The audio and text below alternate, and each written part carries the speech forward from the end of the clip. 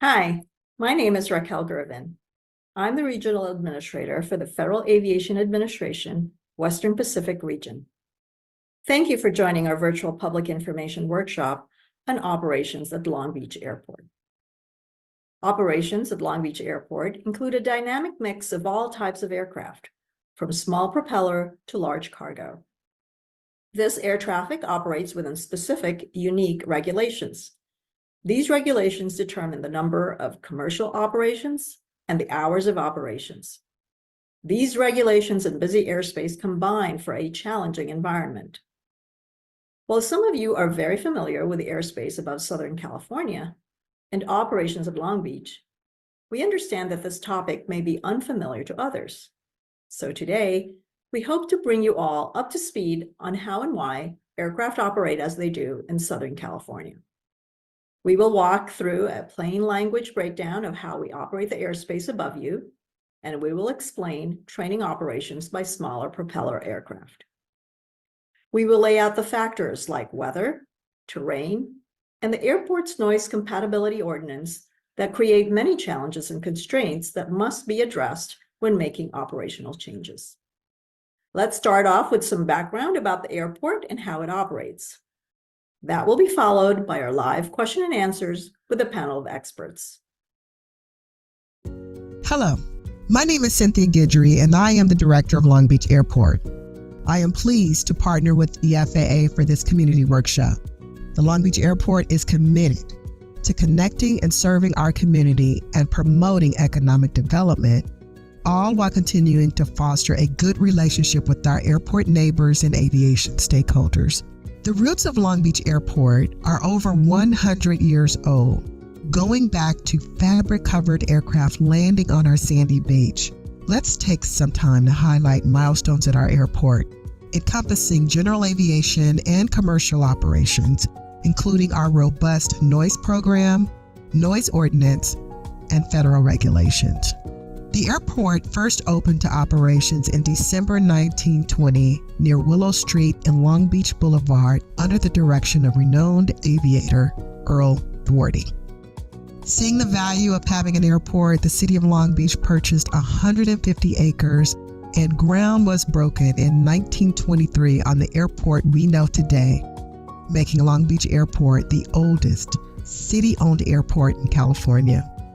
Long Beach has been an innovation incubator for decades, including being the first airport in the country to have a lighted airfield used by Charles Lindbergh for an emergency landing at night in 1928. As you can see, general aviation was the foundation of Long Beach Airport, and it continues to be a major part of its operations, with numerous flight schools providing every type of flight training, from small propellers to large twin-engine aircraft.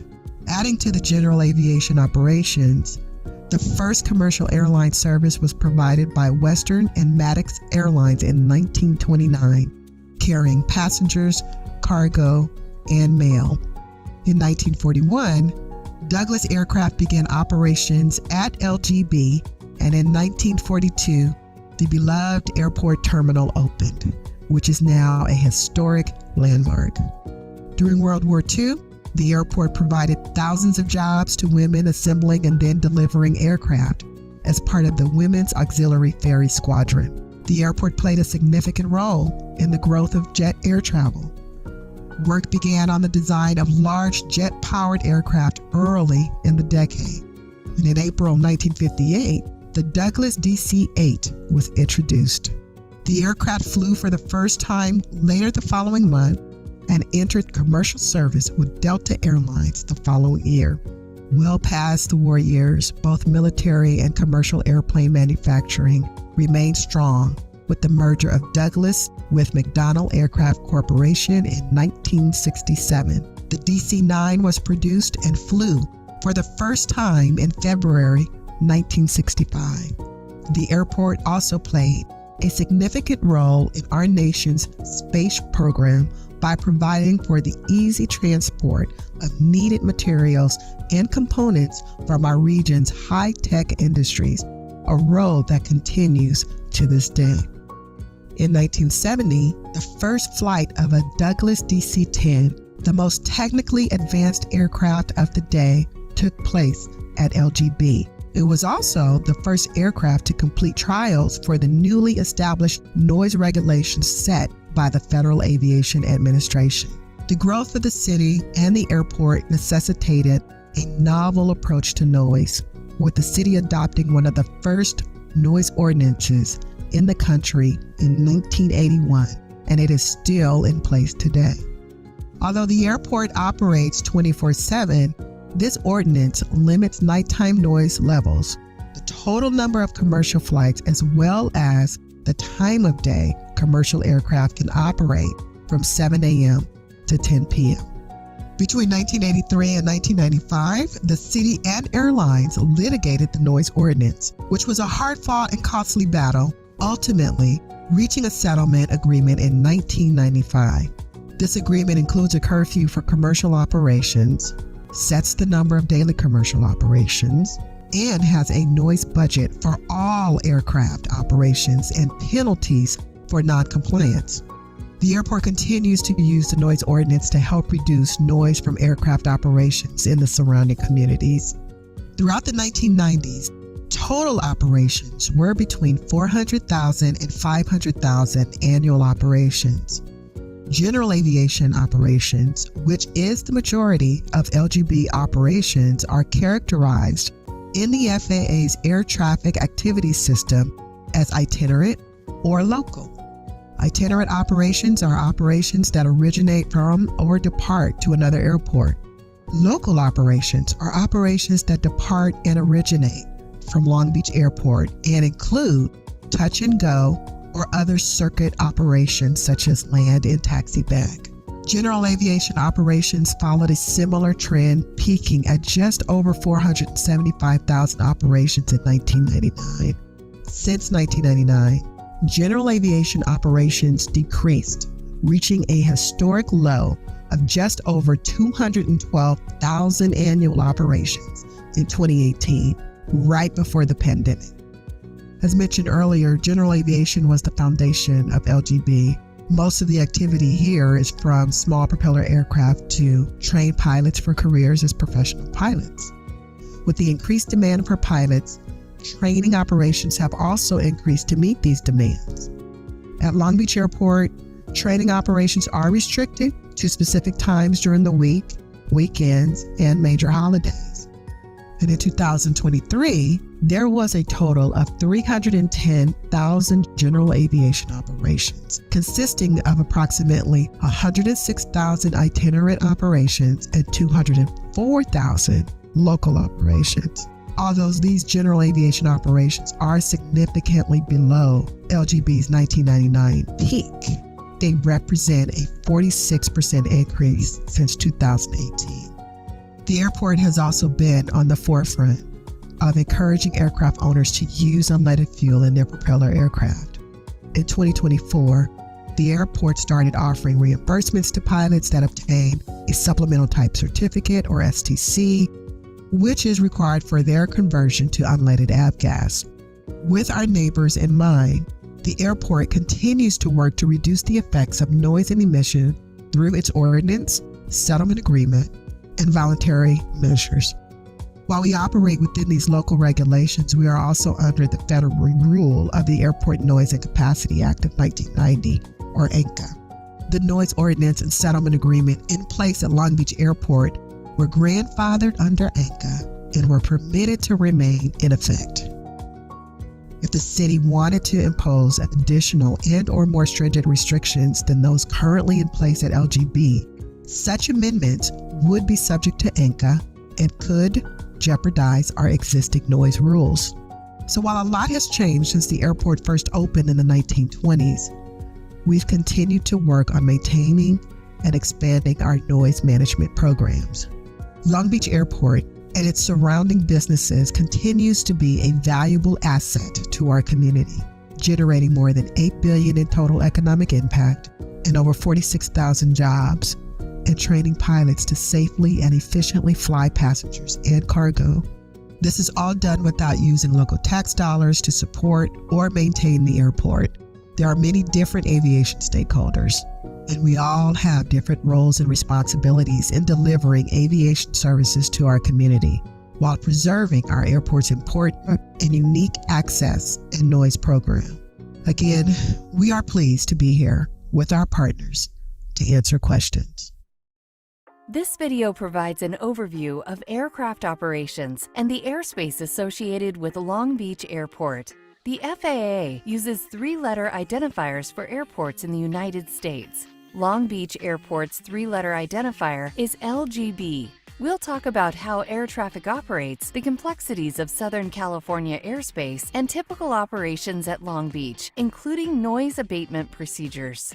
The Southern California airspace is some of the busiest and most complex in the United States. Aircraft flying through it operate over a population of more than 23 million people. This airspace is used by numerous airports with commercial flights, as well as airports used primarily by smaller general aviation and business jet aircraft, and numerous military bases. The city of Long Beach is home to more than 450,000 residents. These airports serve a wide range of aircraft of different sizes with varying performance capabilities. It is critical to keep different types of aircraft and the numerous traffic flows separated from each other. The primary responsibility of the FAA's air traffic control system is to provide the safe, orderly, and expeditious flow of air traffic. This is accomplished by teams of FAA air traffic controllers that ensure airplanes are safely separated while maintaining the most efficient flow of air traffic. Air traffic control requires great precision and is highly complex. Adding to the complexity, large swaths of military restricted use airspace are not available for civilian use. All of these elements are puzzle pieces that fit together as part of the larger National Airspace System, referred to as the NAS.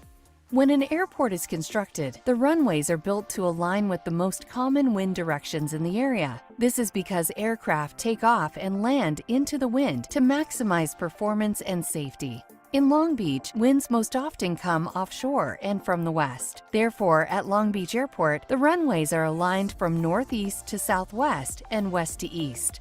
Aircraft operations at LGB are influenced by winds, terrain, airport construction activity, and voluntary noise abatement procedures and a noise ordinance, which is unique to LGB. As shown in this animation, Long Beach Airport has 3 runways. Since each runway end is treated as a separate surface, there are actually 6 runways. Runway identification is based on the magnetic compass direction the aircraft is facing as it lands or takes off. For example, runway 1230 is oriented with the magnetic compass heading that is approximately 120 degrees southeasterly in one direction and 300 degrees northwesterly in the opposite direction. If you drop the 0 at the end of the compass heading, you will get 12 and 30. Parallel runways are further designated with L for left or R for right as you approach or depart the runway.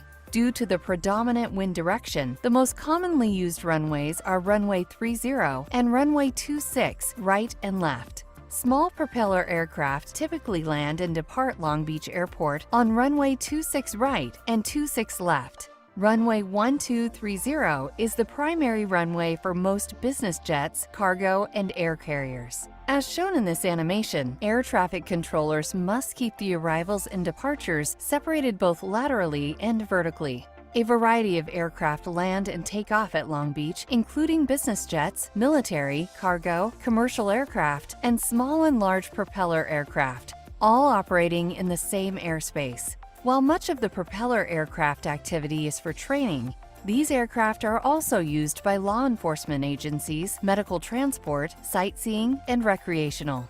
Southern California, blessed with good flying weather year-round, is home to a large number of airports that play an important role in ensuring the U.S. continues to have the world's safest airspace system in the world. Long Beach Airport is among these airports that serve as bases for flight schools that deliver a supply of well-trained pilots. Most of these pilots are training to fill the critical role of a pilot shortage in the aviation industry. In 2018, the President signed the FAA Reauthorization Act of 2018 bill passed by Congress, authorizing the FAA to establish an aviation workforce development grant program to address the projected shortages of aircraft pilots in the aviation industry. Through this program, the FAA provides grants to academia and the aviation community to expand the aircraft pilot workforce. The FAA sets standards for pilot training in federal regulations called Part 61. The minimum flight training requirements for a private pilot certificate include 40 hours, which is a combination of at least 3 hours flying at night, 20 hours flying with a certified flight instructor, 10 hours solo flying, 3 hours cross-country, and 3 hours using instruments to navigate. Once a student pilot has shown their mastery for all the maneuvers required and time for each of the noted categories, an FAA-designated pilot examiner conducts a practical exam. If they determine the student is proficient, a certificate is issued. Therefore, flight schools that grant pilot certificates train pilots to be ready for practical testing with the pilot examiner. Understandably, mastering takeoffs and landings is a key requirement aspiring pilots must meet as part of their ability to get their private pilot certificate. Given these licensing requirements, flight training aircraft fly many circuits around an airport to depart and land again, called touch and goes. As pilots train beyond their private pilot license, this training continues to include the requirement of pilots to master landings and takeoffs. The role of the Long Beach Airport Noise Office is to enforce the operational and noise restrictions set forth in the City of Long Beach Noise Ordinance. Long Beach Airport has one of the most stringent aircraft noise monitoring programs in the United States. Commercial air carrier operations at Long Beach are regulated by the Noise Ordinance, which places restrictions on nighttime runway use, number of daily operations, hours of operation, and noise levels at the city's 18 noise monitoring stations. General aviation operations are permitted 24 hours a day, subject to compliance with runway use, the daytime noise limits, and the more restrictive nighttime noise limits. To monitor and enforce these restrictions, the Long Beach Airport Access and Noise Office uses a state-of-the-art noise monitoring system to track the approximately 340,000 air carrier and general aviation operations that occur here each year. The noise monitoring stations transmit noise events to the Noise Office, enabling staff to receive timely data on aircraft operations. When Congress passed the Airport Noise and Capacity Act of 1990, also known as ANCA, Long Beach's unique and previously established noise restrictions were grandfathered. ANCA limits the ability of airports to implement new restrictions or fines on aircraft operating into or out of their airport after 1990. Long Beach Airport continues to preserve, maintain, and enforce its grandfathered regulatory structure in federal district court, including strict nighttime noise levels. Many factors affect the airspace and airports in Southern California. High traffic volume, proximity of surrounding airports, surrounding terrain, weather, noise abatement procedures, and the number and layout of runways are key factors that affect how we safely and efficiently bring aircraft into and out of the area. For more information, please visit our website.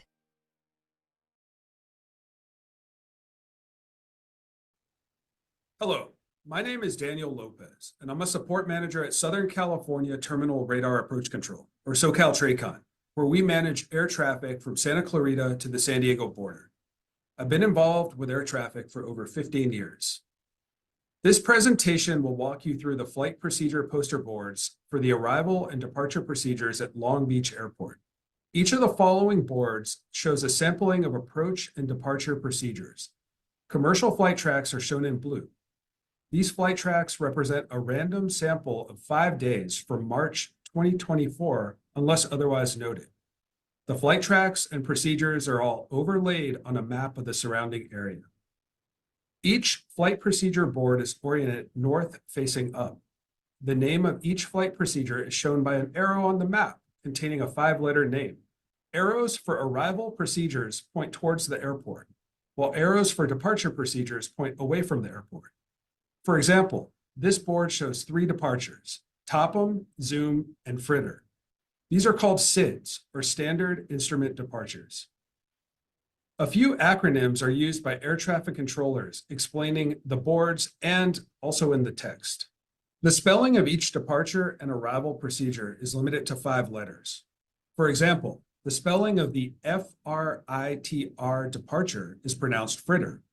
The stars on the board are the locations of waypoints, which are fixed navigational points in space that the aircraft fly to.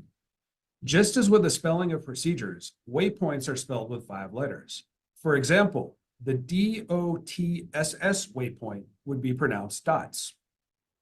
The flight procedures are colored purple for departures and orange for arrivals. These colored paths show the existing published flight paths. Surrounding the paths are dispersed path areas, either in pink for departures or yellow for arrivals. These areas show the typical locations where aircraft fly and account for the different routings to avoid hazardous weather, for operational need, or for safety. When aircraft fly in these areas, it is typically due to a pilot receiving a compass heading from air traffic control. A vector is a compass heading assigned to an aircraft by an air traffic controller at SoCal Terminal Radar Approach Control, called TRACON, or the airport tower. These procedures use satellites and GPS for guidance, as well as ground-based navigational aids. For arriving aircraft that are on the standard terminal arrival route, or STAR, controllers may either give the pilot a vector to the final approach, fly the entire procedure, and later be issued an RNP approach, or use traditional ground-based navigation called an ILS. RNP is an acronym for Required Navigation Performance that allows properly equipped aircraft to fly precise routes all the way to the runway. An ILS stands for Instrument Landing System. In the busy Southern California airspace, aircraft arriving or departing may be vectored off their procedure for sequencing, safety, or for hazardous weather.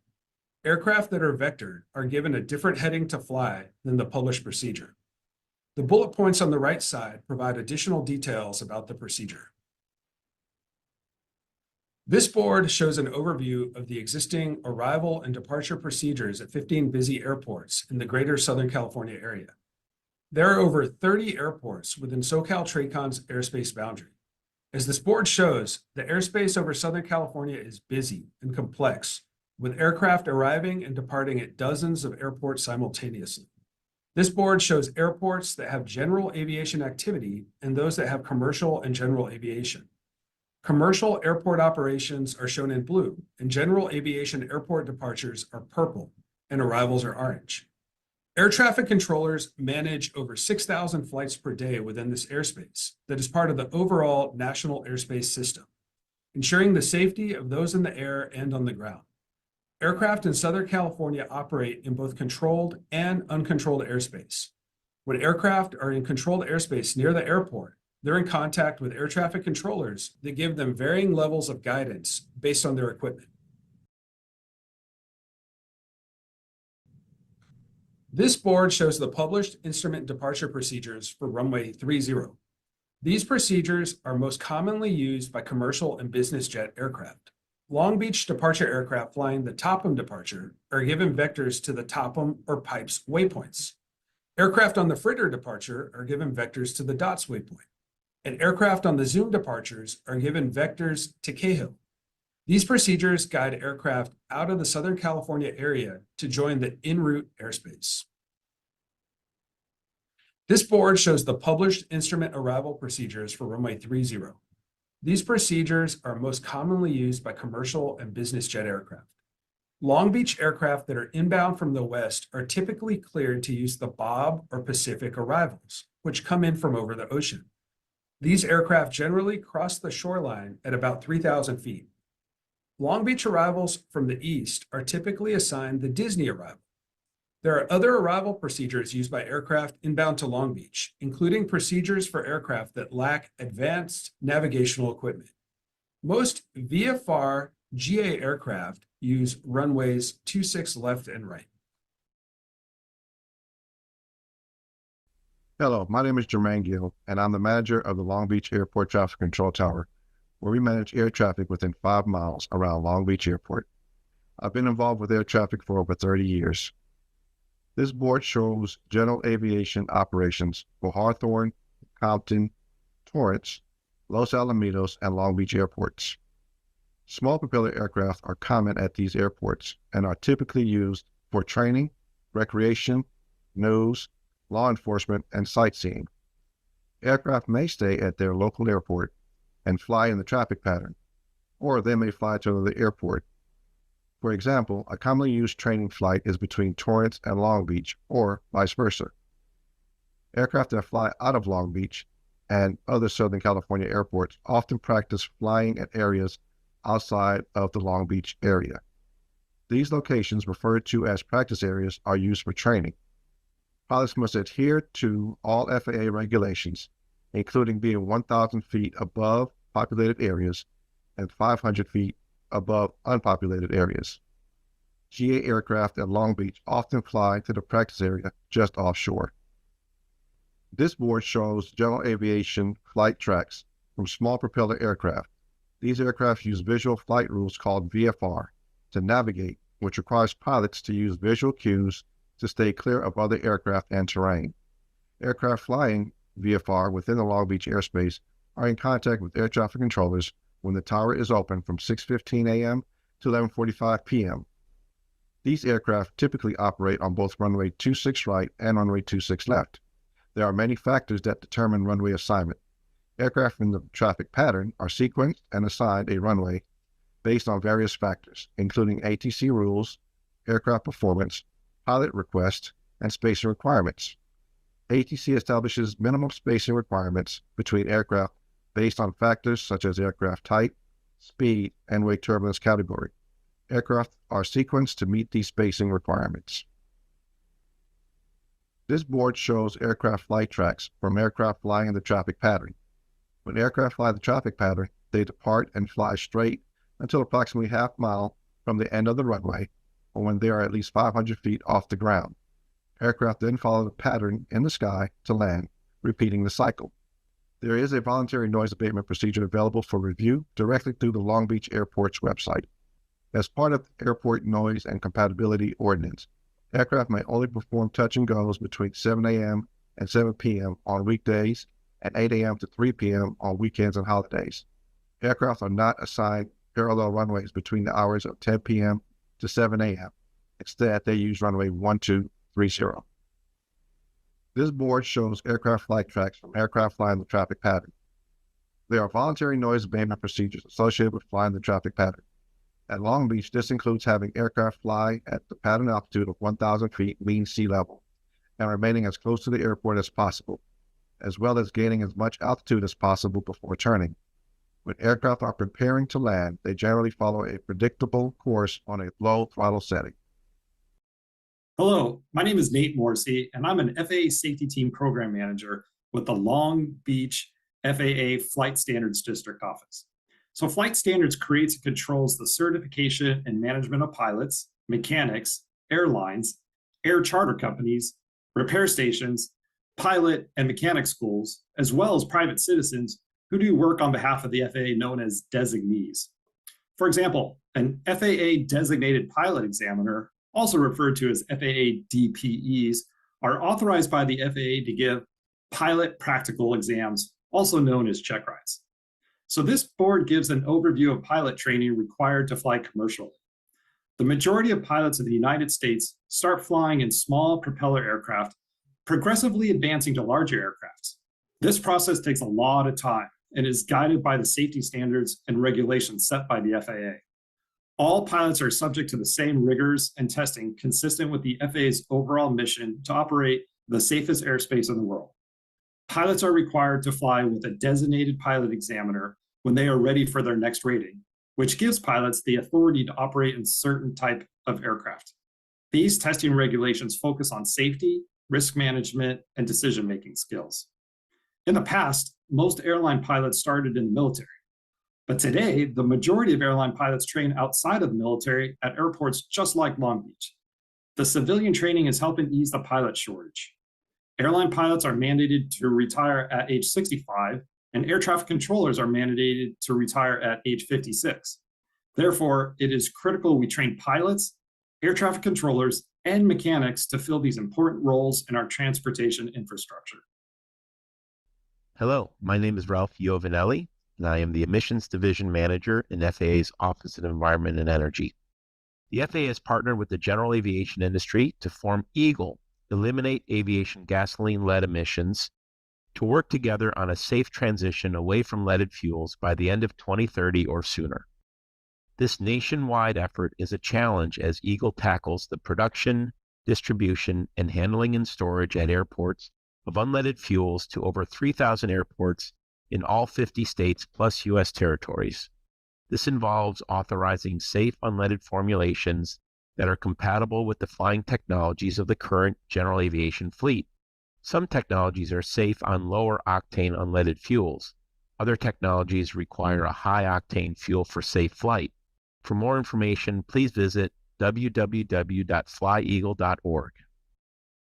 Currently, the FAA recognizes 4 unleaded fuels that are either available in the marketplace or soon to be introduced to the marketplace. There are 2 pathways for unleaded fuels to be authorized for use by the FAA: Supplemental Type Certificate and testing by the Piston Aviation Fuels Initiative, or PAFI. The top 2 fuels on this slide are currently available in the marketplace to airports that would like to purchase them. However, the GAMI fuel is currently working on distribution capabilities at this time. The bottom 2 fuels are currently in the authorization and testing processes, expected to be available in the marketplace within the next 2 years.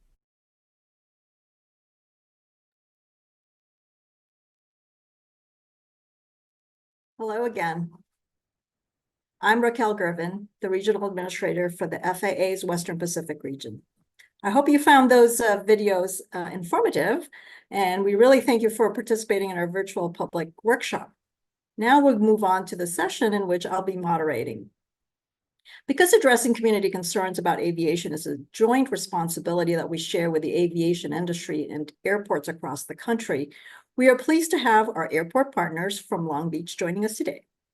In addition, we have representatives from Slink Academy, Aircraft Owners and Pilots Association, National Business Aviation Association, and Southwest Airlines.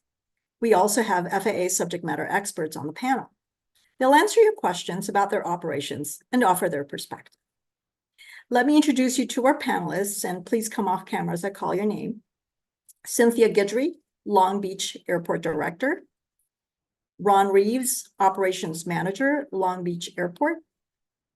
Jermaine Gill, FAA Air Traffic Manager, Long Beach Airport Air Traffic Control Tower. Daniel Lopez, FAA Airspace and Procedures Manager, Southern California Terminal Radar Approach Control. Nathan Morrissey, FAA Aviation Safety Inspector, Long Beach Flight Standards District Office. Victor Globa, FAA Assistant Manager, Los Angeles Airports District Office. Ralph Iovinelli, FAA Office of Environment and Energy Emissions Division Manager. Phil Durner, National Business Aviation Association Western Regional Representative. Jared Yoshiki, Aircraft Owners and Pilots Association Regional Manager. Matt Leknitsky, Sling Academy Co-CEO. And last but not least, Captain Trey Toner, Southwest Airlines pilot. We sincerely appreciate the participation of our panelists. The challenges surrounding aviation and noise are complex, and they really have to be addressed by the entire aviation community. So I hope that the information provided and the live Q&A provide value. Before we start the question and answer portion of the meeting, I wanted to ask our panelists a couple of questions about how the airport, airspace, and aircraft all operate in this space. So let me start with Cynthia. So Cynthia, as your video showed, Long Beach Airport is unique because of its noise regulations and curfew. Can you tell us how the airport works with all operators to educate them about the surrounding communities and concerns about noise? Well, absolutely. And thank you, Raquel, and also to all the panel members for participating in this very important informational webinar. That's really important to our residents, our airport users, our mayor and city council. I just can't thank you enough for focusing here on Long Beach Airport. But to your question, Raquel, we meet with our GA operators and our air carriers on a regular basis, informing them about all of our noise ordinance requirements, also about our community concerns, the information on a monthly basis of what we're hearing and what we're actually seeing as far as our airport operations at Long Beach Airport. The other thing we also talk about are violations and information about, what does that look like? What are the restrictions in our noise ordinance? And if that information isn't communicated right in a meeting, which we usually do, it's also directed at our website. We let our users know that you can find that information. If you can't get a hold of us, you can also find that information on our website, just to let them know, what is here at Long Beach Airport, what's required and what's different about this airport than at other places. So that's how we start out, but we meet with them on a regular basis. Great, thank you, Cynthia. Now let me ask the operators to speak briefly to what you do as operators to address community concerns. And I'll start with Trey from Southwest and then Matt. Hey, Raquel, thank you so much. First off, as you can imagine, with the over 100 plus destinations that we serve, noise ordinances or noise restrictions or any of the voluntary programs are different. What we do at Southwest is we provide the pilots with specific guidance on what these restrictions are, specifically to Long Beach with the curfew times and the preferential runway use and what to do if that doesn't work from a performance standpoint.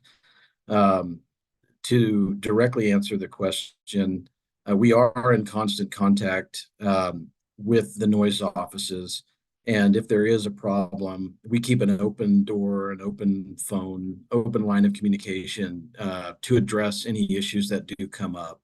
And when there have been issues, we do directly assess the situation and see if there's something that needs to be updated on our end or something that needs to be addressed with a crew. But we do take it very seriously, and we do react really quickly when an issue comes up. Thank you. Thank you. Okay, Matt. Yeah, thank you, Raquel, for hosting, and Cynthia, really appreciate it. We operate one of the largest flight schools in the region, and we care very deeply about the noise impacts of our flight training operation. We are well aware of the negative side effects of aviation, primarily being noise and emissions. All of our pilots and instructors are taught during the normal course of their training to follow the noise abatement procedures at all the airports we operate out of. Long Beach is one of them, and through the Long Beach Airport Association, we've managed to educate all of our pilots on the very specific issues around Long Beach. Cal Heights is being one of them. And all of our pilots are trained to follow these procedures. When our flight instructors have not followed our procedures, that has been grounds for disciplinary action. And we take it really seriously. That being said, pilots have a pretty difficult job.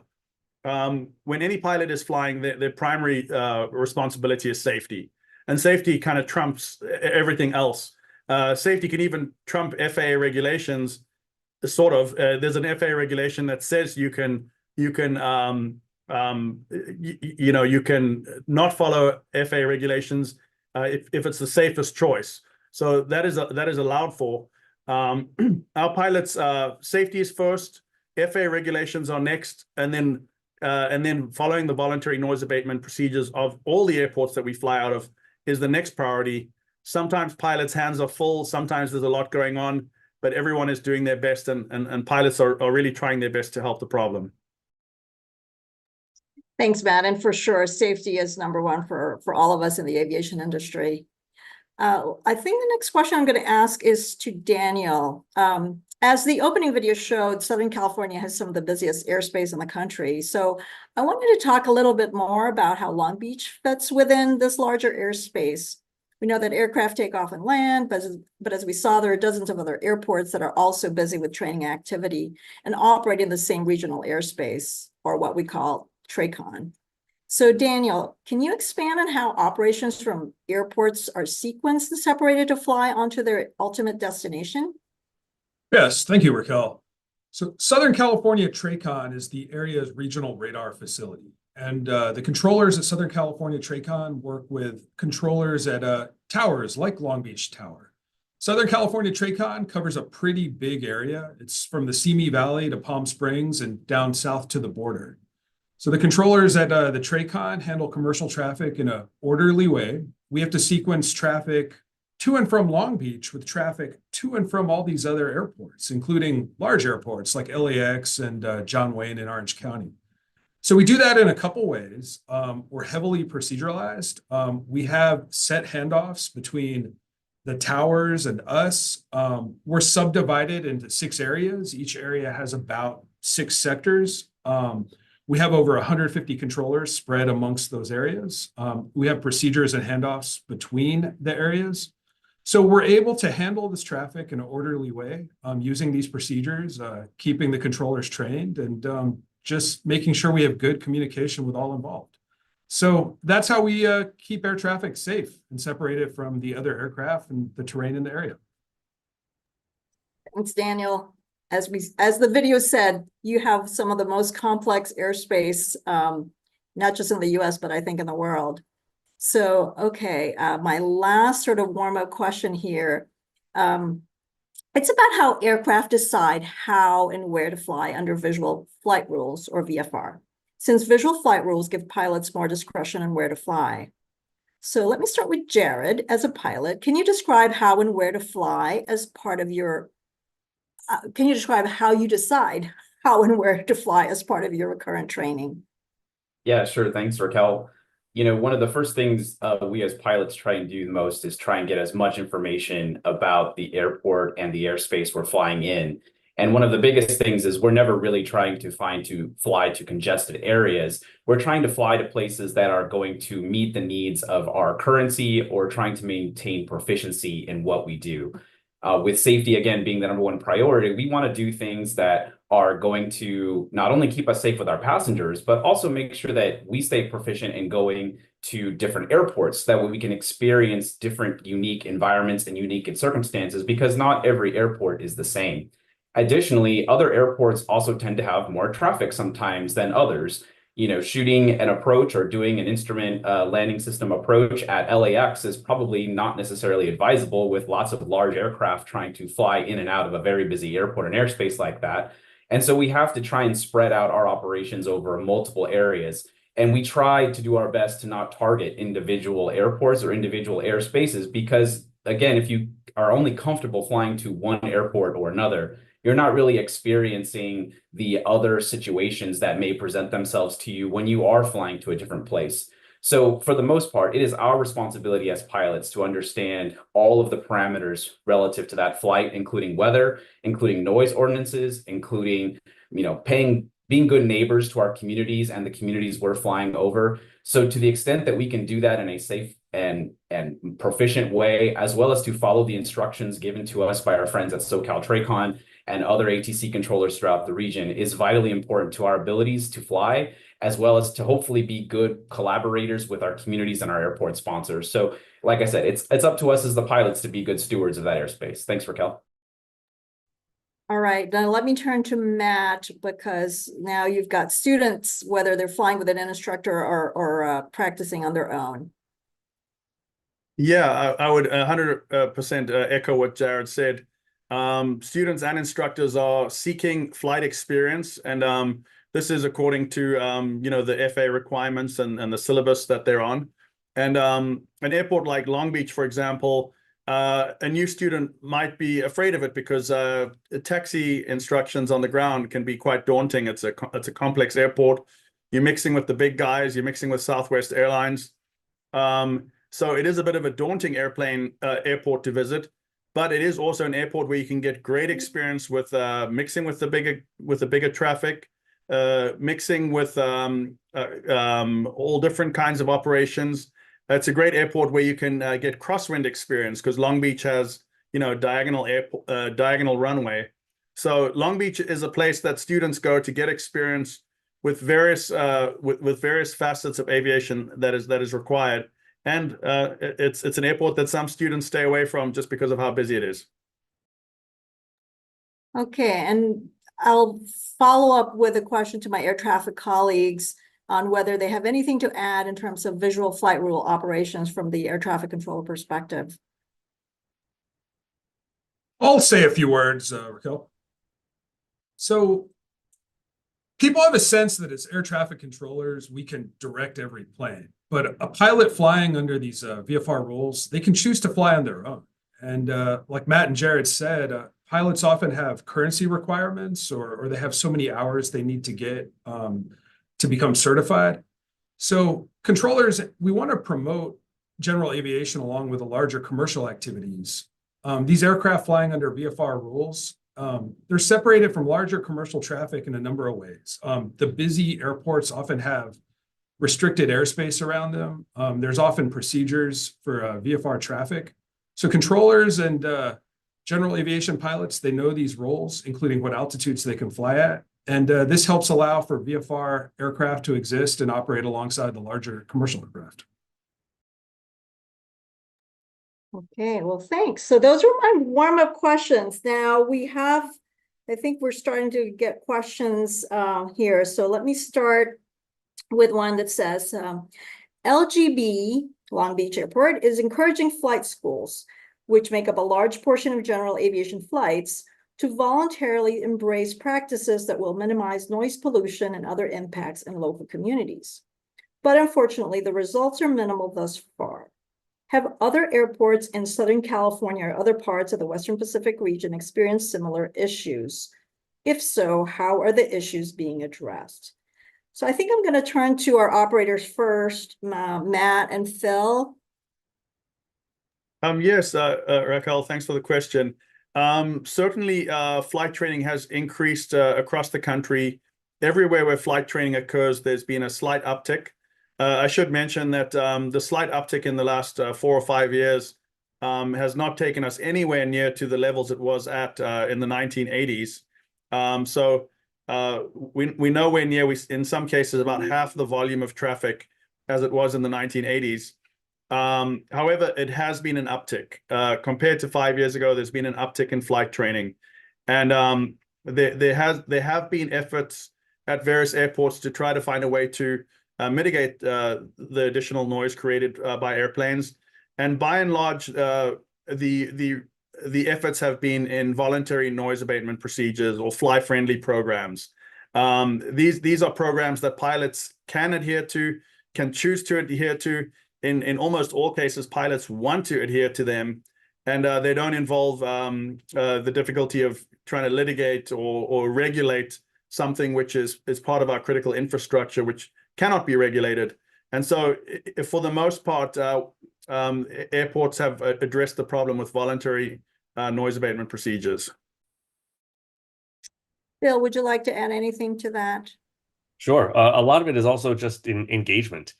Being here at a workshop like this, where we get to field questions and kind of explain, what's behind the curtain, the parts of aviation, the very complex industry that aviation is, and kind of explain that's part of why we're here today. And I'm very grateful to be a part of it.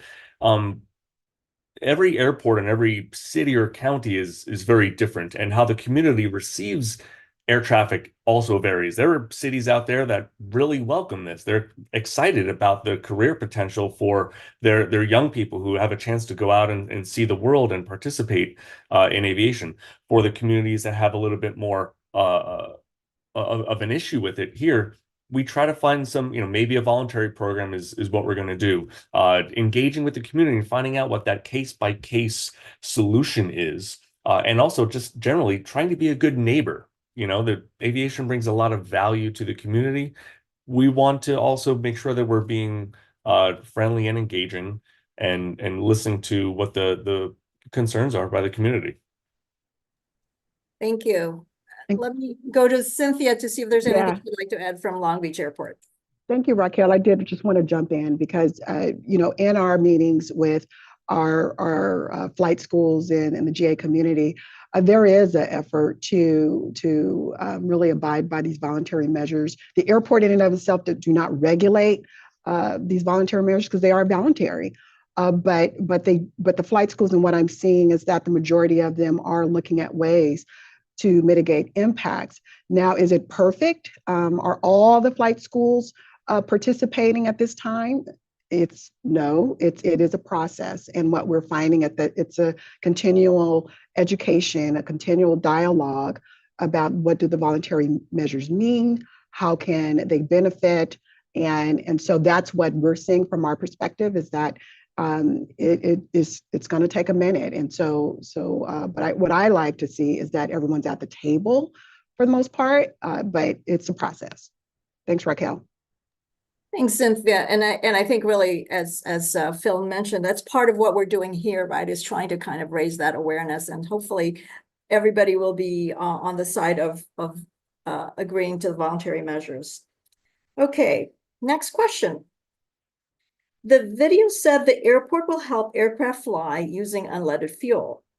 Why can't the FAA and airport require airplanes to not use leaded fuel? So shall I start with you, Ralph, and then we'll go with Cynthia? Yeah, thanks, Raquel. I'll start off by saying, the FAA is committed to removing lead from aviation gasoline, no doubt about it. It's a process, just picking up on a theme from Cynthia. We don't have the authority to tell pilots right now to just use use unleaded fuel. What we do have is authority finally, after the EPA's positive endangerment finding for lead emissions coming from piston-powered aircraft. That occurred last October. That opened the authority for us to regulate lead out of aviation gasoline. And so right now, the FAA is taking the steps to start the rulemaking process this calendar year. We're not waiting. We're moving as fast as we can on this process. And it is just that, a process. So we're taking the steps that we need to do right now to regulate lead out of aviation gasoline. And Ralph, I think that's the key point here is authority, right? The Congress gives the FAA authority to do what we do. So I think that's an important note. Now, Cynthia, is there anything else you'd like to add on this question? Yes, I would. Thank you, Raquel. And it's really because this is such an important issue for our community, for our council, for our city, quite frankly, for this airport. And I do know for the users that are here, all of us are in support of transitioning to an unleaded fuel. The reality is that it is taking time. We do not have the authority, as Ralph was mentioning, to just come out and ban leaded fuel that's used today. Our city and this airport have been very proactive, more so than many other airports across the nation, as far as creating incentive programs to really kind of dampen this transition a little bit, as far as providing financial capabilities such as STC reimbursements, fuel subsidies, just different things, creative ways to help support this transition. And so our city and our airport has been very much in the forefront of trying to bring this forward, because it is important to all of us. I think we're all in agreement on that. Yes, indeed. I'm sure there'll be more questions on this topic, but let me go to the next one. Okay, this one says, is there a reason that the airport refuses to enforce the hours of the ordinance? Per the Airport Noise Compatibility Ordinance, no touch and go, stop and go, practice low approaches, and VFR practice missed approaches shall be conducted at the airport except between 7 a.m. and 7 p.m. on weekdays and between 8 a.m. and 3 p.m. on weekends and holidays. There are numerous examples of these operations outside of the hours allowed that I've shared with those responsible for enforcement. Why is Long Beach Airport not enforcing rules currently for small aircraft noise? Small planes are currently not to fly after 7 p.m. Monday to Friday and after 3 p.m. Saturday and Sunday. I'm going to go to Ron first. And let's see if there are others who would want to jump in. Thanks, Raquel. That's a very common question that we hear from the communities, and late night operations are obviously a concern. The airport is open 24/7.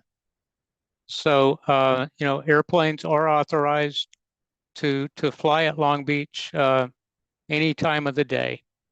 The noise ordinance does define and restrict training operations. as the questioner indicates. We do not allow touch and goes, stop and goes, practice low approaches, and VFR practice missed approaches, except between the hours of 7 a.m. and 7 p.m. weekdays and 8 a.m. and 3 p.m. on weekends and holidays. Now, one of the things that is not restricted there is a takeoff and landing. And essentially, pilots can do that by landing the airplane, exiting the runway, taxiing back around, and taking off again. And that is not defined as a training operation per the ordinance. So those operations can occur any time of the day. The question often comes up, why don't we do something to close that loophole, if you will? Why don't we tighten up the ordinance? And our ordinance is grandfathered under the Airport Noise and Capacity Act of 1990. And it's essential that we adhere to the ordinance strictly. Otherwise, we could end up losing the ordinance.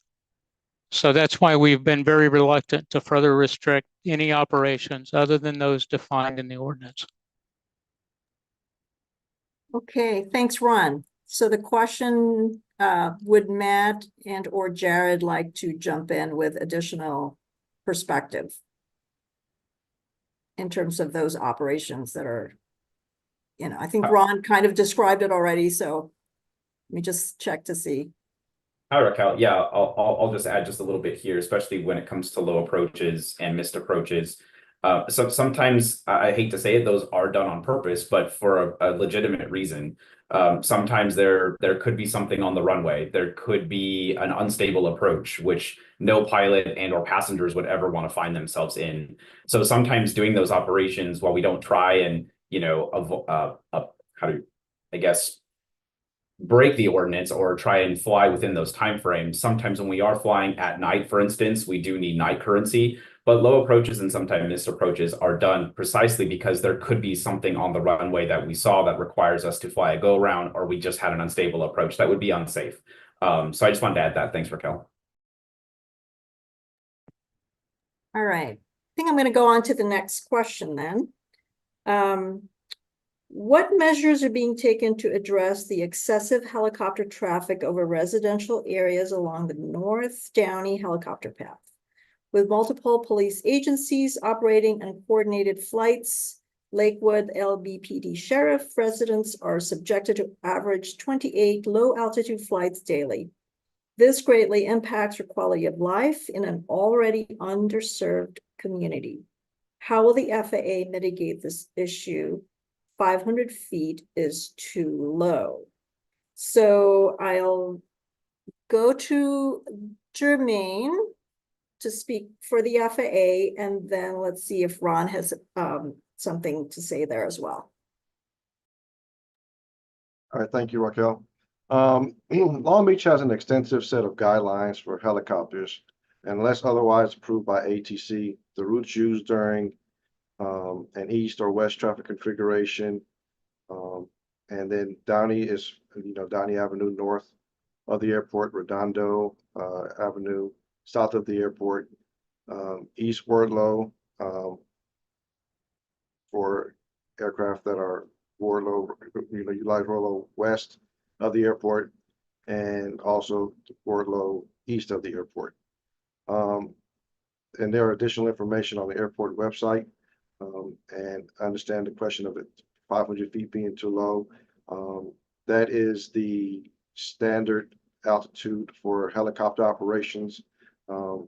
That's to keep them separated from fixed wing aircraft that are operating at 1,000 feet. And so that's why the 500 feet is there. Right. Thanks, Jermaine, because I think as we explained, it's a pretty complex, and you are trying to manage all of these different sizes and types of aircraft in the airspace. Ron, would you like to add anything on the helicopter topic? Sure, it is really tight airspace, and Jermaine and his team do a fantastic job. We have worked extensively with helicopter operators If you go to the airport website, we have a series of in-flight videos to communicate to pilots where best to fly to keep them away from our residential areas as much as possible. So yeah, we do a lot. We understand, the issues. We have a lot of law enforcement agency aircraft at the airport. Those are essential for public service. But for the most part, the helicopter community does a wonderful job. Great, thank you. Okay, next question. When it took only 9 years for the EPA to outlaw and phase out lead in automobile engines, why is it taking over 13 years for the Long Beach Airport / FAA to outlaw the same dangerous pollutant? Ralph, I think you touched on this already, but if you could expand on it a little bit, please. Yeah, thanks, Raquel. And so again, I think it's important to understand the way that our laws are written and how this process proceeds. The approach to remove lead from aviation gasoline didn't start with FAA. It started with the Environmental Protection Agency. They had to do what's called a endangerment finding, a positive endangerment finding, where lead emissions from piston aircraft engines actually could cause a degradation in air quality, which could also lead to health impacts to people. They did that successfully on October 18th last year.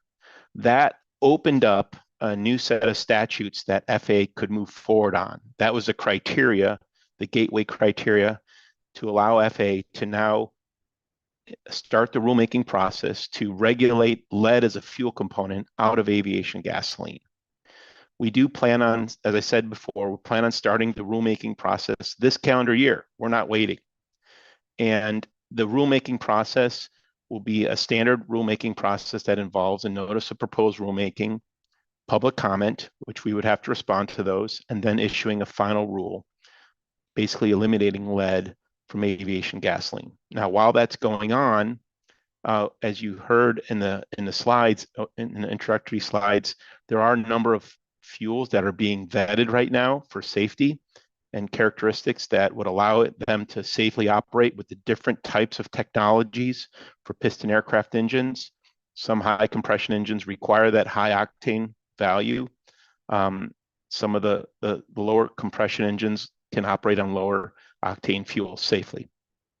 So as we do rulemaking, you'll also see a number of fuels becoming more available on the marketplace, thereby replacing 100 low lead.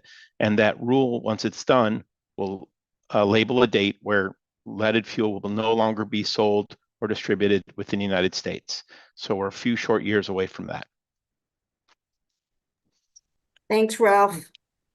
As we said, it is a process. That's right. Raquel.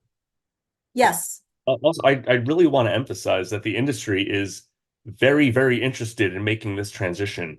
We want to be good partners. We want to be good neighbors. I live in the same air, and this is something that all of us are working very hard for. And Long Beach has really been a pioneer in working with sustainable practices. I know it might be difficult for some of the community members to understand, but Long Beach Airport is a wonderful example in progressive ideas moving forward to have cleaner, safer skies when it comes to that. And the industry is really dedicated to making this transition. If I could snap my fingers and do it tomorrow, I would. And I know that everyone else in this call would do the same.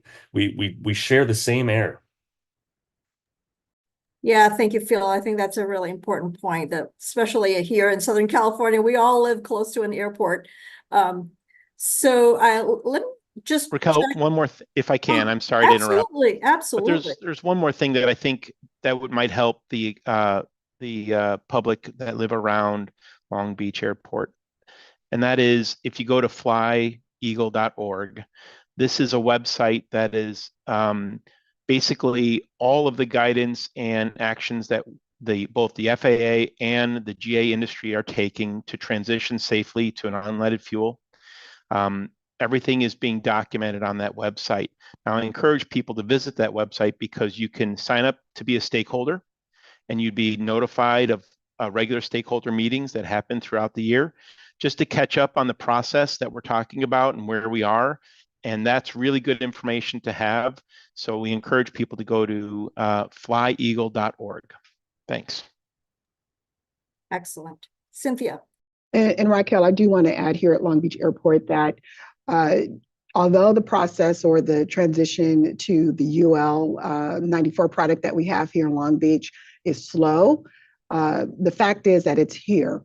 And we know that, it's going to take time, but the fact is that it's here. And that's what the point I wanted to make is that that product is here. I know there's still questions in the industry about all the products that are out there, but it will take time. But I know that, that product is being sold here at Long Beach Airport. And it's, I'm looking forward to seeing more users in the future as this product is more widely available. I think not just here at Long Beach, but also in the region, because that's going to also drive some of the costs, some of the challenges that we're seeing in the industry, and also the questions on quality. Is just a little bit more use of different products that are out there. Thank you.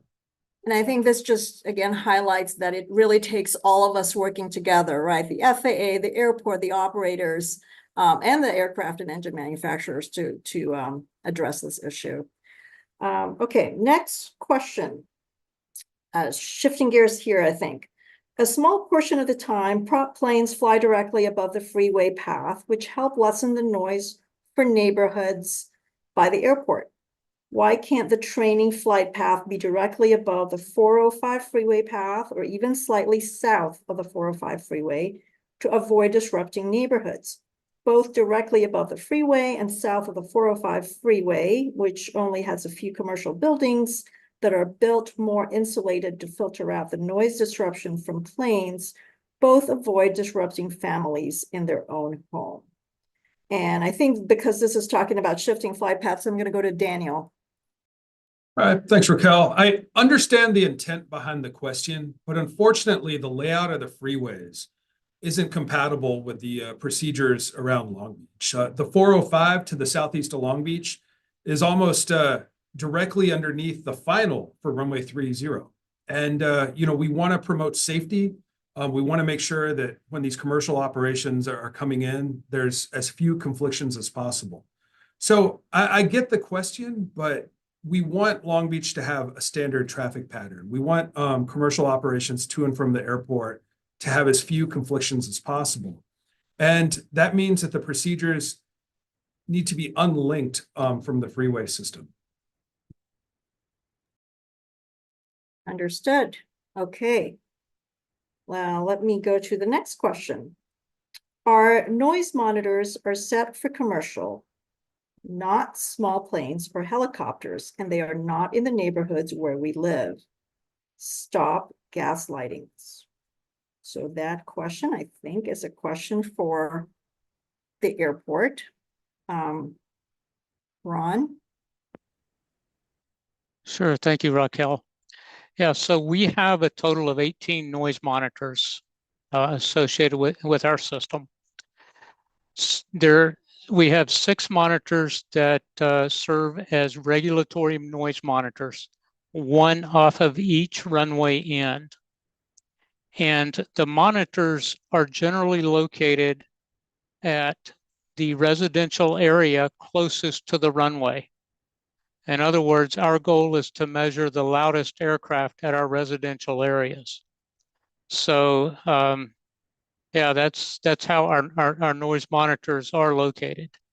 And they do monitor both commercial, small aircraft, helicopters, and we have even sent a noise violation to the Goodyear blimp. So we monitor all aircraft, and all aircraft are subject to the ordinance. Thanks, Ron. Raquel, can I jump in here too on this one? Absolutely. Because I do want to emphasize that on those monitors, we provide the data that is collected on a monthly basis on those noise levels into our monthly noise report, which is available on our website. And so, I welcome, the community, others to look at those, which was a new addition actually this year, that we added that level of detail on every single noise monitor that we have, on what those noise measurements are for cumulative noise exposure levels. Thank you. Thanks. And I think obviously there's a big difference in the noise levels between, the smaller aircraft and the commercial airlines as well. So I think that's part of the consideration. Okay, next question is having to do, speaking of noise levels, are there decibel limits for prop planes used by flight schools? And so I think it'd be helpful to hear from Matt in terms of what kind of airplanes you're using for your flight school, and then let's see if Ron has anything more to say in terms of noise limits. Yeah, thank you, Raquel. There are noise limits, and at an airport like Long Beach, I believe it's 90 decibels. Most flight training airplanes will never exceed this noise limit.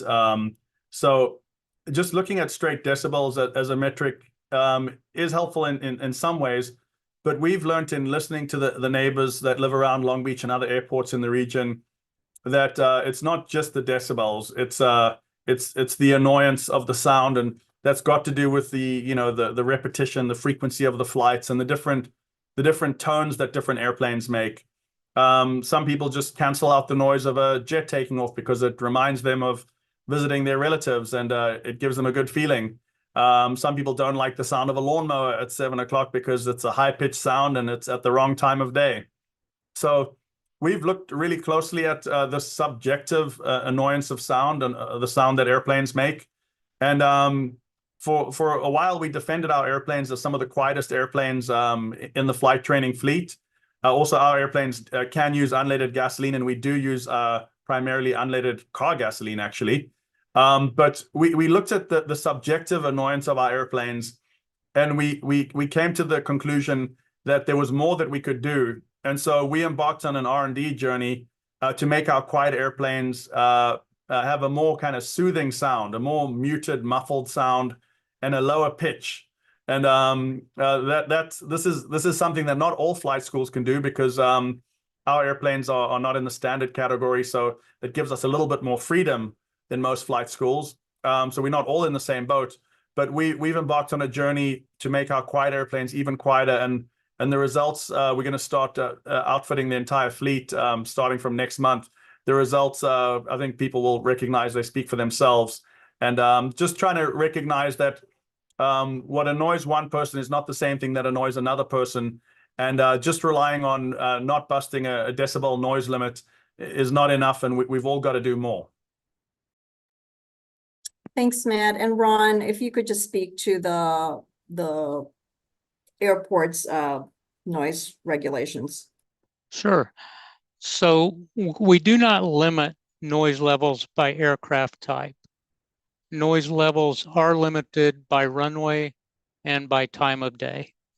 For example, our loudest noise levels are allowed on runway 1230, our primary air carrier runway, during the daytime, and that's 102.5 decibels for departures off of that runway. Conversely, runway 26 right, our northernmost GA runway, which also serves as our air carrier runway, the noise levels are 92 decibels is the limit there. So that's because the neighborhood is closer off of that runway. So that's how our noise limits function. It's more based on runway. After 10 p.m., all aircraft should be operating on our primary runway, runway 1230. From 10 to 11 p.m., the noise levels on that runway drop from 102.5 that I mentioned earlier down to 90 decibels. And then after 11 p.m., they drop down to 79 decibels. So, that ensures that, we have the quietest noise levels during the most sensitive times of day. Thank you, Ron and Matt. Let's see here. Okay, next question. Why do small plane operators get to violate the ordinance and consistently do touch and go operations and low hovering over neighborhoods after 9 p.m. on weekdays? I think we may have touched on this already, but it definitely is worth just going over again. So let's see. Jermaine, do you want to start, or Ron? Jermaine, are you ready? I'm ready, but I'll defer to Ron on this question. Thank you, Jermaine. Yeah, we have answered this, but it's obviously a very sensitive topic. And when airplanes are operating late at night, I mentioned the definition of training operations and the difference between a training operation and a simple arrival and departure. And sometimes it's difficult to differentiate that, even with our radar system. And I promise you that we do work very hard to catch those violators to the point of monitoring the radar along with air traffic control instructions. So we are listening when after the towers closed after 11 p.m., our radios are still listening, radars are still operating. So we work very hard to catch each and every one of those violators, and they do hear from us. It's not like we have an airplane with a blue light on it and ask them to land. So the public doesn't often see what we're doing in the background as we work with these operators that are violating. But I promise you, we work very hard to enforce the ordinance. Yeah, thanks, Ron. And I think I might ask both Jared and Phil, just because you represent national organizations and you have a lot of, your reach is quite vast across the country with all the pilots. Can you kind of speak to what you do to encourage and or educate the pilot community? Sure. Broadly, I mean, again, it's very case by case in every community, every airport, every type of operation. For business aviation, there are larger corporate jets, smaller corporate jets, and I have a lot of prop aircraft as well in business aviation. The needs vary, and we encourage every company and pilot to exercise caution and make sure that they're abiding by voluntary noise abatement and just being good neighbors. Again, this is something that we encourage a lot. When an airport develops a voluntary program with their community, we are making sure that we're communicating that out to our member companies and our pilots, and we're making sure that that information is out there. This is an important part of our engagement with those in the business aviation community, which is literally over 2 million people in the business aviation and general aviation industries. We're making sure that we're out there and that we're being good neighbors, that we're communicating this information, making sure that it's out there. So when Long Beach has a Long Beach's program, we're communicating that. When there's an issue, we're sharing that with our pilots and member companies. These are companies also, mind you, who are based at airports just like yours. They are companies where people are working, not just pilots, but all the different people who are employees there. This is your community. These are your neighbors, and they want to be good neighbors just as much as the next company. Yeah, and I echo a lot of what Phil's comments said, and I will only add to this fact that, as a community, as Southern California, we have to look at our airport system as a system. And there are flight schools that utilize Long Beach that may not be at Long Beach, but it is part of infrastructure, just like Long Beach uses other airports that aren't necessarily in Long Beach as well. So when we communicate to pilots about, being a good neighbor and flying friendly in certain locations, we're not doing that just to, throw information out there. We're doing that so that way they understand the environments or the communities that they're flying into. And I would argue that there's more infrastructure possibly that's needed to try and alleviate some of the operations that, may be causing or making it seem as though more traffic or more noise or more operations are happening at this airport or that airport. This is a community and a regional issue that I think is in dire need of possibly more infrastructure that can allow some of this traffic to spread out. Which that means it might not just be Long Beach or Torrance or El Monte or Hawthorne or Compton. We can actually kind of push it out other places, but that doesn't necessarily mean that we as pilots don't need to be cognizant over the communities that we're flying over. And I think from our perspective, communicating our wishes to our members and to pilots in general, just to be more conscious of what they're doing is vitally important. I think to just making sure that our industry can continue to excel and continue to be good partners, both with the FAA and the community. Thank you. Thank you, Jared and Phil. And Raquel, may I jump in here just to add to what both Phil and Jared said, just to highlight the fact that aviation is regional. An airplane that takes off from Long Beach normally vacates the area and goes elsewhere and probably lands at another airport. An airplane, taking off from Long Beach can be in Santa Monica in 12 minutes and vice versa. And so one of the big challenges that we have had as a pilot community is educating each other on the noise concerns of each of our airports. Because, and this is a challenge because it's hard to find that information. If you're based at Long Beach, you can become familiar with the noise sensitive areas and the issues of Long Beach. But if you're doing a cross-country flight from Montgomery and San Diego to Long Beach, it's unlikely you'll be able to find that information easily. So we've been working really hard to make sure that we're not, each of us is not spreading our problem to other airports without being aware of the issues that those airports have. And one of the efforts that as a pilot community we've put together is flyfriendlysocal.com, which is a website that kind of tries to put in one place all of the Southern California noise abatement procedures and fly-friendly procedures, so that even dumb pilots can find that information so that they can be prepared when they show up at El Monte on a cross-country on a Saturday. Thank you. I really appreciate hearing that. Okay, next question related to a previous one. Why is ATC and Long Beach Airport allowing training operations after the allowed times? Gonna go to Ron again first, and let's see if Jermaine can jump in later. Well, from the airport's perspective, Raquel, we don't allow training operations after the allowed times. We do enforce those time limits, those restrictions of 7 a.m. to 7 p.m. weekdays, 8 a.m. to 3 p.m. weekends and holidays. And as I mentioned earlier, it's very important that we strictly adhere to the noise ordinance. We can only enforce what is in the noise ordinance. However, we do talk a lot about voluntary measures, and the voluntary measures have been embraced by a large number of our flight schools, and some of the flight schools, readily engage, and others take a little bit longer to participate.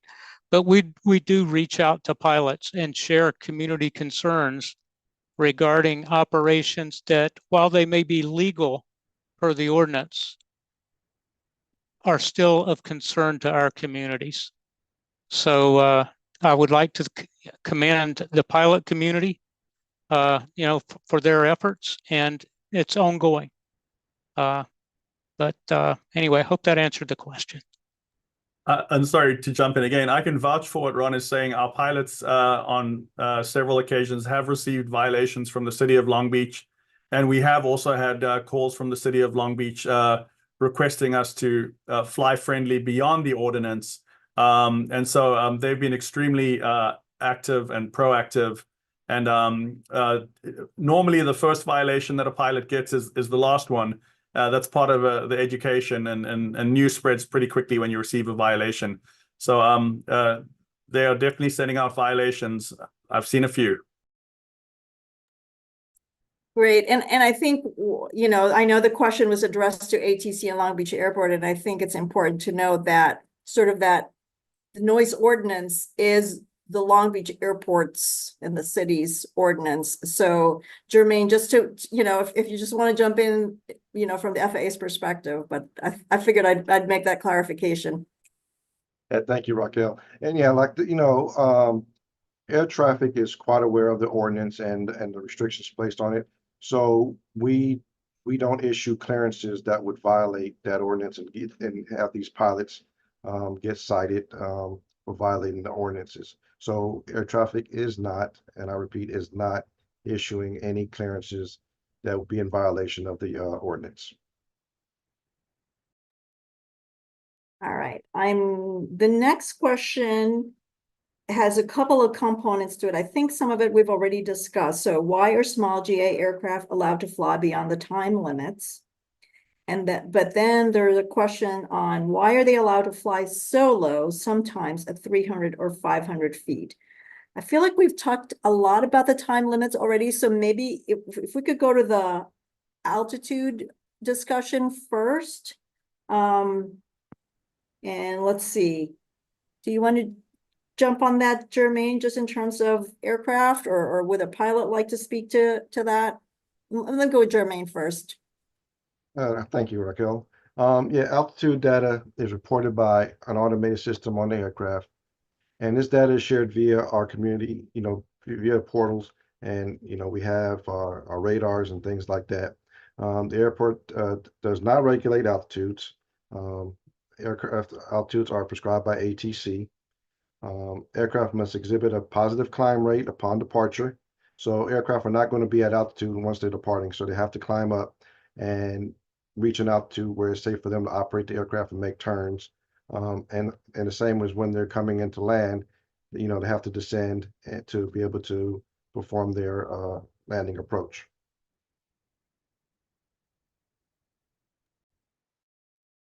Thank you. I'm wondering if anybody else wants to speak, at least from a pilot's perspective. Sure. Raquel, I'll jump in and just Yeah. kind of add on to what Jermaine was talking about. The other thing is it also depends. Weather is a big factor in performance characteristics of airplanes, where they may not often climb as well. If it's very hot outside, those can create, definitely climb performance issues for airplanes, which may take them a little bit longer to reach a certain altitude. And additionally, on landing, the also goal is to be back on the ground. So, flying at a very low throttle setting. So usually the engines are not as loud at that point in time, but they do require us to descend from, pattern altitude or 1,000 feet down to try and land. So it's very difficult sometimes to control landing such as that if it's very gusty. If there's wind conditions that can produce downdrafts, those can also adjust your altitudes accordingly. So I wouldn't necessarily look at it as a static situation.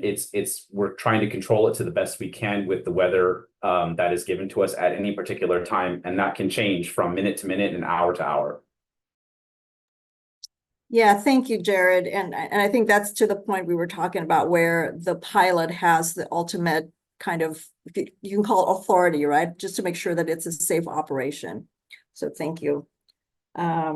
Okay, let's see. So next question. Why are there flight school training operations after allowed times? Shouldn't flight schools be fined when they operate after allowed times? Ron? Sure, thank you, Raquel. So we've talked about the times, and I'd like to touch on kind of what happens as part of the violation process. The ordinance specifies a tiered violation process. So the first time a pilot violates our noise ordinance, they receive a notice of violation, NOV, and a copy of the ordinance. We send that via certified mail. That's the end of it, hopefully.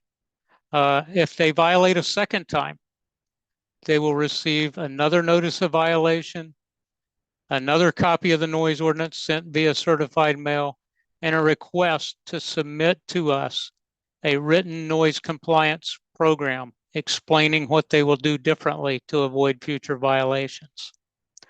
With the third violation, an owner-operator is issued a written notice, and that's where the monetary fines begin. The fines currently start at $100. Subsequent violations are $300. And I would also like to note, as part of our next steps and recommendations that were presented to City Council October 31st, one of the recommendations was that we look at and we work with FAA to increase that fine structure to make it a little more of a deterrent to the pilots.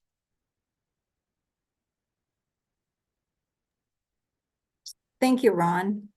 Let's see. Matt, you've already noted that some of your pilots have received violations. Is there anything else you'd like to add?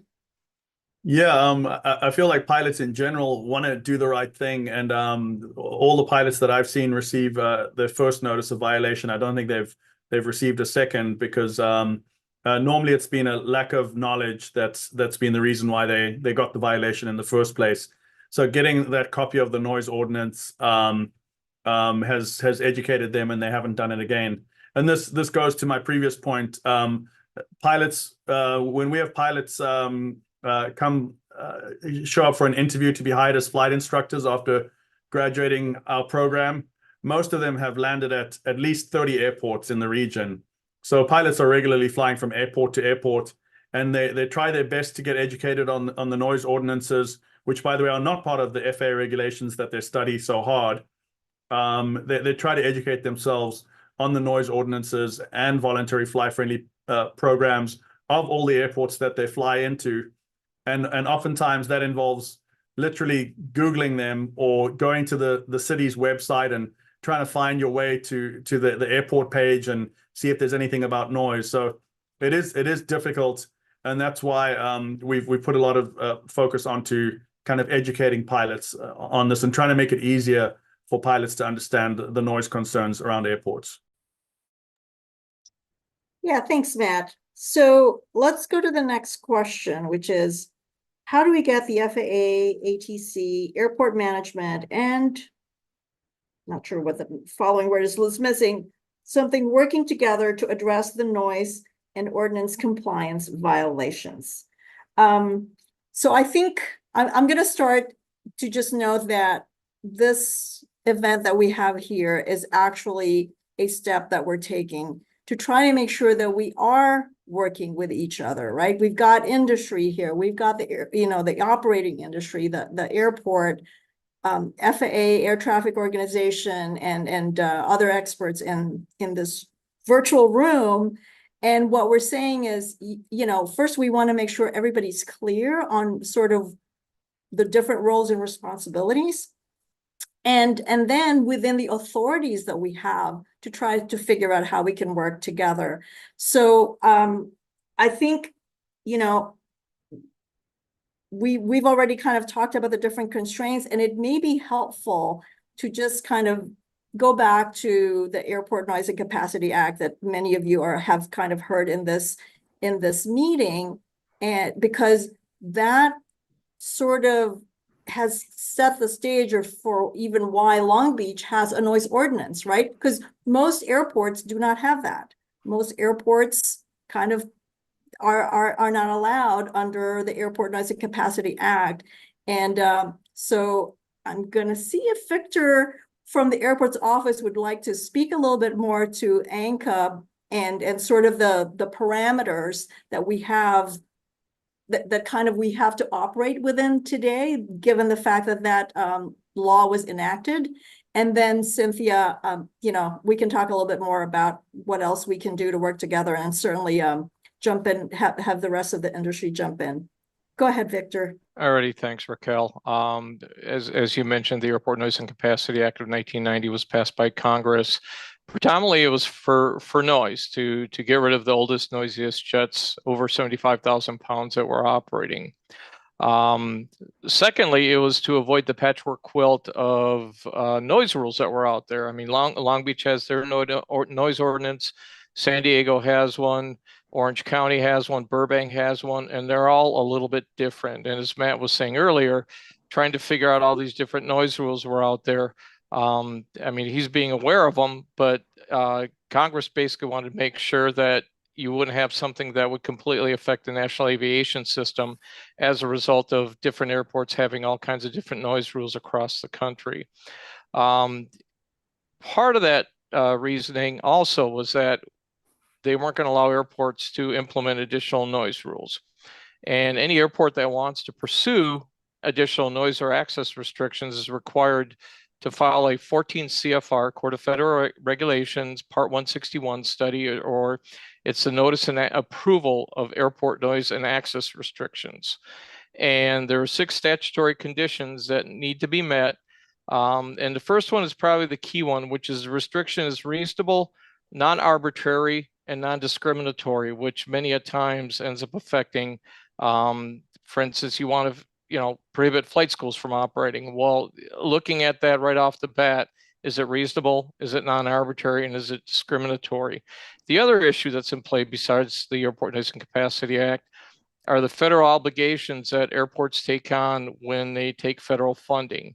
And there's a series of grant assurances that they have to maintain. In particular, you have Grant Assurance 22, which is economic non-discrimination, which basically prohibits airports from discriminating against any particular group of aircraft operators.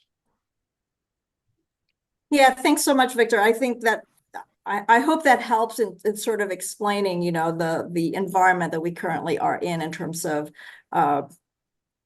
what authorities we have to do what. Cynthia, I see your meeting. I just wanted to jump in. I mean, and that's one of the reasons why I think our city, we recognize the importance and value of our coveted noise ordinance, in that there is a lot of local control because it's grandfathered into ANCA and provides us with something that many other airports don't have.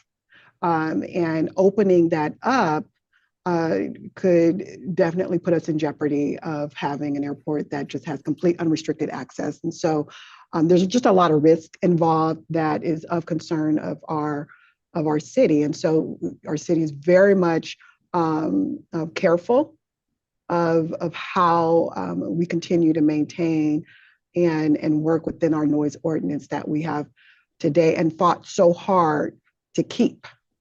And so I'll just end it right there, but I do want to just recognize, that our city knows the value of the ordinance that we have. Cynthia, I also wanted to follow up to mention that since ANCA was passed, not a single airport has met all 6 statutory conditions in order to implement the noise rules. Thank you. And I do want to take a moment too to add, the airport also put some language in a huge comprehensive report back in October that is on our website. And I would encourage others to also refer to that, because we talk about ANCA as well as the city, the genesis of our city's noise ordinance. And as we also talked in the beginning of the video portion here of the webinar, all these things play a factor in what we can and cannot do as an airport. And that's why we have been talking a lot about voluntary procedures as well, or, some kind of voluntary measures that the community can take on because of some of the constraints that we have. Okay, we have a lot more questions, so let me move on. This one is for our flight standards colleague here, Nate. Can you define a training operation? Sure. So basically, a training operation is typically considered any facet of a pilot first learning to fly and safely depart and land the aircraft, learning how to fly by instruments, and gaining the hours necessary for a commercial endorsement or certificate. A student learning to fly will typically remain in the pattern, and aircraft learning or pilots learning to fly via instruments are typically practicing multiple approaches at airports, while a pilot learning to fly a multi-engine aircraft will begin with pattern work and eventually graduate to, what's called cross-country flights, which is more than 50 nautical miles away from the original airport of departure.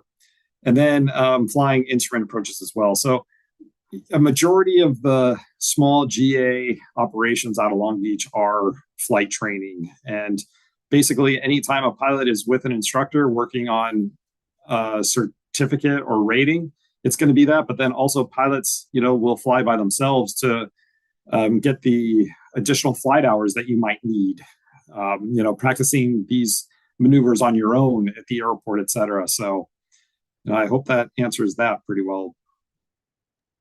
I think so, Nate. If it doesn't, I'm sure we'll get another question. Sounds good.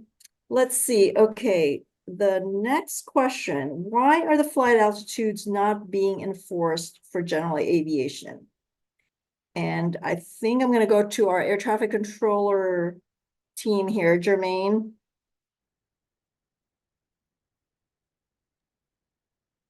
Okay, compliance with altitude regulations is a pilot's responsibility. If there is an unsafe situation or an altitude regulation not being adhered to, ATC will advise the pilot and report it to the local FSDO, which is Nate's office, for engagement to the FAA's compliance program. However, this enforcement does not apply to noise abatement procedures. And so, like I said, we will report any altitude violations to FSDO. And then they will take over from that point. And if I could just, if I could just add something on that, a lot of people ask what's the minimum safe altitude, and basically, for the most part, over the basin here of Southern California, it's 1,000 feet above ground level. However, there's a part in the regulation that says except for takeoff and landing. So we'll get a lot of calls from residents going, they're supposed to be at 1,000 feet, and it's like, except for takeoff and landing, which it's impossible, obviously, to be less than 1,000 feet all the time. But so just, for the community out there, just keep that rule in mind. So, for the residents that live close by the airport, that they're close by the, the pattern, or, it's like they have to depart and climb to a certain pattern altitude and descend back down. Great, thank you. Well, speaking of, I can't believe this. This is the next question. How long and far does it take to climb to 1,000 feet? So I'm going to ask each of the different pilots in this screen here. I'm going to start with Trey because he flies fast airplanes. How long does it take to fly to get to 1,000 feet? Well, thanks for that. In our case, it depends on any performance characteristics, atmospherics, the weight of the airplane and the type of airplane. But generally speaking, from our standpoint, with the types of airplanes that my company operates, to get to 1,000 feet and above is generally within a few miles from the runway end, depending on those variables. It really doesn't take that long for us in general, but depending on when the airplane lifts off from the runway, and the general condition of what kind of reduced thrust setting we're using, I can safely say generally about 1.5 miles, 2 miles for 1,000 feet, and and still climbing. Right, and so that's for jets, right, Trey? So if I then go to Matt or Jared and actually, well, Phil. So in Phil's world, there's business jets and also turboprops. But if any of you, Matt's already off mute, so I'll go to Matt. Yeah, thank you, Raquel. Yeah, on a good day, optimum conditions, 1 minute to get up to 1,000 feet, which will take us down to the end of the runway. And that's if there's good conditions, everything is going well. If it's a touch and go that's a little bit further down the runway than we like, it might be a little lower. But I just also want to point out that for pilots, altitude is our friend. Except, I guess, if we're helicopter pilots. Airplane pilots, they want to climb. There's no airplane pilots that I know that want to fly around low. Everyone wants to climb as quickly as possible and get to a safe altitude, which in our case, our company minimums are much higher than the 1,000-foot minimum for flying over the city. So we want our pilots to be much higher than that when they're flying across the city. All righty. Would Phil and or Jared want to add anything? Yeah, it's very similar. Business aviation aircraft are a broad range of smaller and larger types. It's they're business aircraft that are the same kind that Southwest operates, and business aviation also includes a lot of smaller, single engine propeller aircraft as well. The answers are going to relate to atmospheric issues, temperature, different things like that can affect that. But altitude is an asset. If you have a safety issue, the more height that you have, the more time that you have to figure out whatever issue you might be having. So pilots love to get as high in the sky as they can, and landing is of course a much more lower gradual progression. But on takeoff, pilots usually want to get up there in a hurry, and within a couple miles, most aircraft will be able to do that, weather permitting. Yeah, and Raquel, I will echo the comments of Matt and Phil and Trey on all of that. I think, again, weather is a big part, and I will only add the little catchphrase of, to pilots, airspeed is life and altitude is life insurance, because we can always create airspeed with altitude. And I think we want to get high as quickly as possible. So yeah. Okay, thank you. I figured the pilot perspective would be helpful for that. Okay, so next question. If GA planes are supposed to be at 1,000 feet and get elevation as quickly as possible when leaving the airport and flying over neighborhoods, then why are so many of the planes, by the time they get to Cherry Avenue and just beyond, often below 500 feet? And even some have been as low as 250 to 300 feet. This seems neither safe nor within regulations. That's a pretty specific question. So hopefully those of you who are familiar with that scenario, Matt, do you want to start? Yeah, absolutely. Our pilots will try to turn at Cherry Avenue, and once again, the priorities that are in a pilot's mind need to be looked at. Safety is number one. We don't want anyone making a turn onto Cherry when they are too low to make a safe turn. And then regulations, following ATC directives.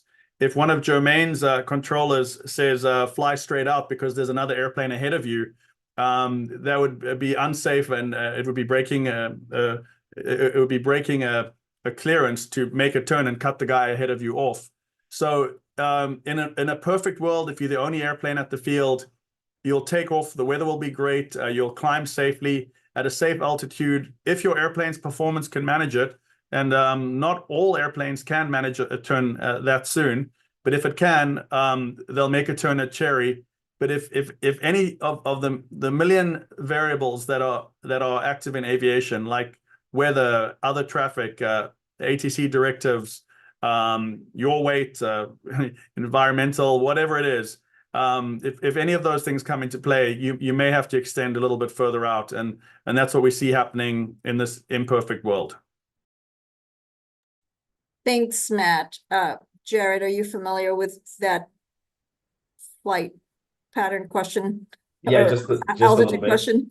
Yeah, just a little bit. And to echo just some of what Matt's perspectives are there, a lot of it also depends on, where they rotate on the runway or where they take off from the runway when they leave the pavement.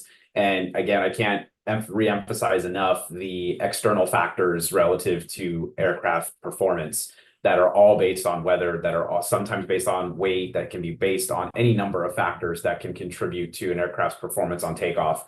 And so while we try to avoid at all possibility being low, the idea is we want to, again, try and get as much altitude as possible in a safe manner without jeopardizing, the passengers in the airplane, as well as, hopefully if something should happen to the aircraft on departure, that we have the ability to hopefully return to the airport or land it safely after a mechanical failure. So in the end, we want to make sure we're totally consistent with, or not consistent, but understanding of the environment in which we're operating. So I would just, again, echo Matt's comments there. Yeah, and just to add another point on, the city of Long Beach has been very gracious in handing us data of our fleet operations that shows the height above ground of our airplanes on the departure end of some of these runways, and that's been extremely useful information for us, because we don't want our airplanes to be low on the departure end, not just for noise but for safety. And so the fact that the city of Long Beach is working so hard to kind of get this data and put it in our hands so that it's useful to us is really great because as a result of that, we've changed our training and we've changed our company minimums to abort a touch and go, for example, if the rotation cannot be made halfway down the runway.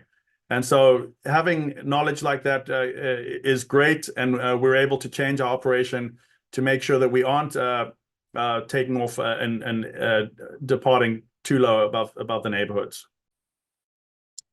I think that's a great example of the kind of the collaboration that's going on between the airport and the operating community. So thank you. Jermaine, on the altitude question, can the airport or FAA change the height of the traffic pattern? Okay. At most airports, the pad altitude is 1,000 feet above the runway surface. This ensures that a small aircraft has the ability to climb to the pattern altitude while also ensuring that the aircraft is in a good position for a safe, stabilized descent back to the runway. Increasing the altitude might cause some aircraft to extend further on the upwind to gain altitude or further on the downwind to lose altitude for landing. So again, most pattern altitudes are at 1,000 feet at most airports. Thanks, Jermaine. Yeah, Raquel, just on that one too, if you don't mind, like I've heard people go, why don't they raise the pattern altitude? But then the airplanes are going to be climbing, and that's the loudest noise impact. So it's not going to be helping much having aircraft climb even higher. So I just want the community to understand that, not only is this the nationwide standard, like 95% of the airports out there due to terrain and other stuff, but climbing doesn't help anything. It just creates more noise. I agree with Nathan. I wanted to add about a couple of years ago, we did a series of noise tests with dB meters, and we learned that a pattern altitude 100 or 200 or even 300 feet higher had a negligible effect on the noise level in a positive way, but it had that negative effect of an extended climb, which would in this case it would cause airplanes to climb way past Cherry and way into the neighborhoods versus turning a little earlier. It's complex. Okay, let's see. Okay, next question for Ralph. The FAA is conducting a study related to fuel types. What is the status of this study? So the FAA for a number of years has been working under the Piston Aviation Fuels Initiative, or PAFI.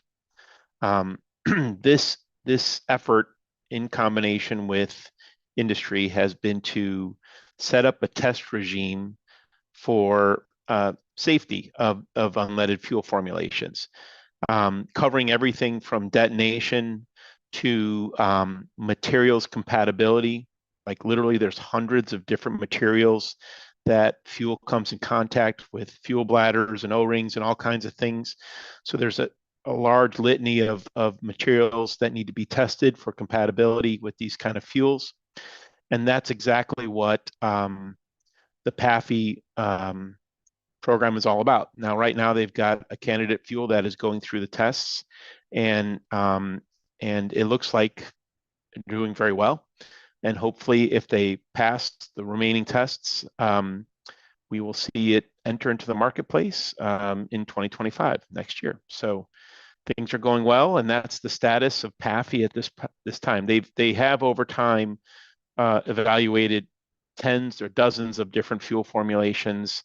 None of them have really passed all the tests until this last one that we're working with right now. So hopefully that answers the question. Thanks, Ralph. And I may have missed it. Did you spell out what PAFI was? Piston Aviation Fuel Initiative, PAFI. Thank you. Yep. Okay. And by the way, we are getting close to 7 o'clock. We are still getting a lot of questions, so we're able to go another half hour. So we appreciate everybody's interest, and so we'll try to get as many of these questions as possible. So we'll go to 7:30. Okay, let's see. Next question. We've talked a lot about ANCA, but let's answer this question here. If an airport isn't grandfathered under ANCA, what does that mean for their operations? Victor, you already gave us a little bit of educated us on ANCA, so maybe you can just jump into like what happens to an airport that it isn't grandfathered. If an airport is not grandfathered and an airport would like to propose access or noise restrictions, they would need to go through, as I mentioned, the notice and approval of the airport noise and access restrictions, or 14 CFR Part 161. Another option, but the issue is if an airport were to implement the noise restrictions and access restriction without going through the process, you would potentially be in violation of not only ANCA, but the federal grant assurances and obligations that you have, that you've entered into with the Federal Aviation Administration when you accepted grants. Great, thank you. Okay, a couple of procedural questions. So the first one, is this entire webinar being recorded, and will it be made available on the Long Beach LGB website or elsewhere? And we're happy to say yes, this is getting recorded, and we will be happy to post it in all of the different places. Just where you learned about this this event, certainly from the FAA side, it'll be in all of our social media sites. Cynthia, I'm gonna check with you to see. We're definitely going to post it on all of our social media sites, and we do have specific pages as well on our website that talks about noise abatement updates, and we're keeping a list of all actions and all information regarding our operation and the kind of GA focused conversation, and so we'll place it there as well. Happy to do that. Great, and of course the FAA has a community engagement and noise website, and so we will also have a link to the YouTube video there as well. Okay, next question. How is the decision made, and by whom, to have only airport and aviation industry representatives participate in this webinar, and no one from the community affected by the rise in training flights that have become a public nuisance and a health hazard? Why was the community excluded? So I'll go ahead and jump in there in the sense that we're certainly not excluding the community, because that's exactly what we're doing, is we're having this format in which we are trying to answer as many of the questions as possible from the community members. And so, you know, this kind of informational webinar format is something that we certainly as the agency have found to be quite helpful in terms of being able to get as much information out, as well as getting an exchange in terms of answering the questions and having subject matter experts answer them. So I would say that in no way was this an intent to exclude the communities. On the contrary, this is exactly what we're doing here, is we're trying to reach as many of the folks out there as possible. And the virtual webinar format is kind of for us, from what we've seen, has been one of the more effective ways to do that. Cynthia, if you want to jump in here.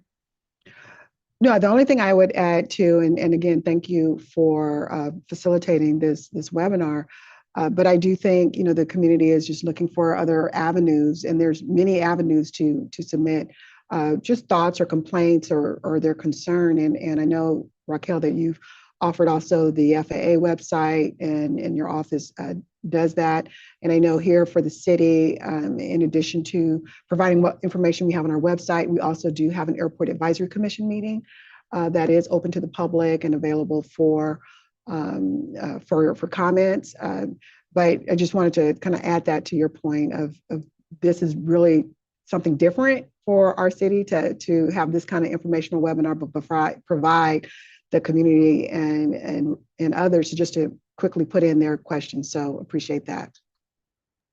Thanks. And again, I want to emphasize the questions that we've been answering all throughout this, except for the first three that I asked, which was just to warm us up, were questions that we were receiving from the communities. Okay. Next question here is also procedural. We were asked to submit by email questions. How will they be handled, or do we need to submit them again in your Q&A? So my office, Regional Administrator's Office, is certainly a place where you can reach out if for whatever reason a question that you asked did not get answered in this format. We have, I would invite you to go to the FAA. If you actually just type FAA and noise in your Google search, it'll most likely take you to the FAA's noise website, and there's lots of resources there, but also there's a way for you to communicate with us. But certainly that would be kind of how we think it would work best. Let's see. All right, let's move on to, okay, question on where can I see the noise reports published by the airport? Ron? Thank you, Raquel.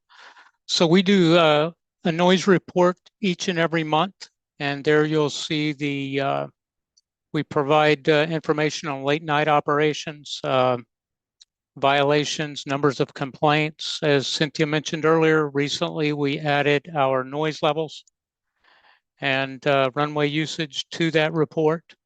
And we have those reports available to the public on our website, www.lgb.org. If you go to the community section, you'll see a link for the noise reports. And we have several years worth of data on the website there. We also have our noise hotline available. If you have specific questions, you can call our noise office, you can email the noise office. And we also, each month, we have an Airport Advisory Commission meeting that is open to the public. And at the AAC meetings, we provide written and verbal reports, and the public is certainly welcome to attend and comment there as well. Thank you, Ron. I did want Raquel, I would just want to add one more thing too. We also have on our city manager site. So for the city of Long Beach, the reports are also kept there. So there's multiple places that the community can find those reports. So just wanted to mention the city manager site. Great, thank you. Let's see, I did want to provide some stats. So right now, I gather there are 77 people participating through YouTube. 140 were participating on the Zoom. So just kind of wanted to share some of those stats in terms of the reach that we currently have in this live webinar. And of course, because this is being recorded, that's going to be on our all the different sites we talked about. And so we believe that it's going to get a lot more interaction and more reach. So, okay, let's see. Next. If you aren't going to change the flight path or reduce the amount of planes, when are you going to pay to soundproof our homes? This goes back to the Long Beach Airport folks.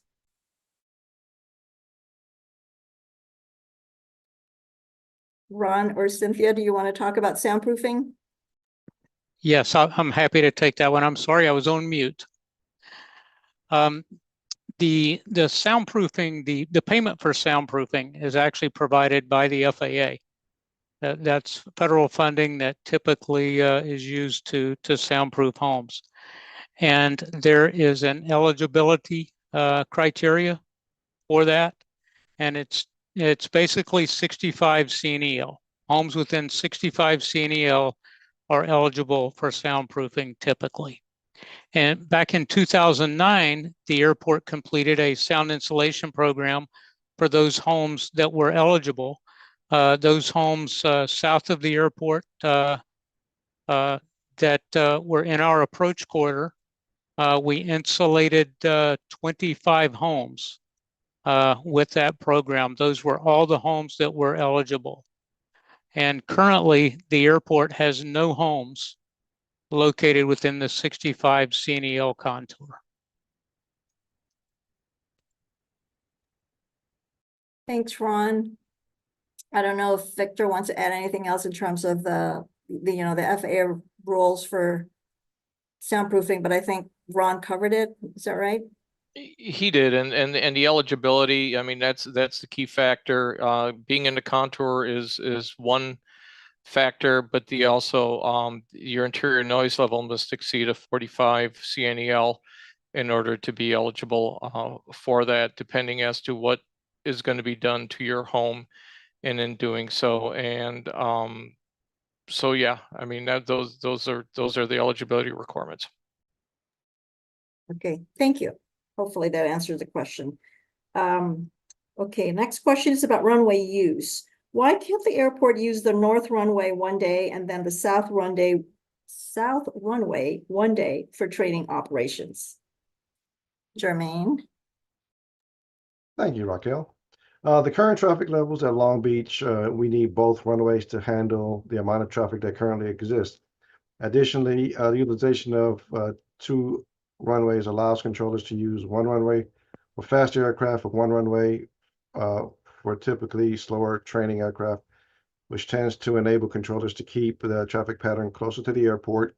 It better serves our efficiency and safety by being able to utilize both runways simultaneously. Thanks, Jermaine. Next question.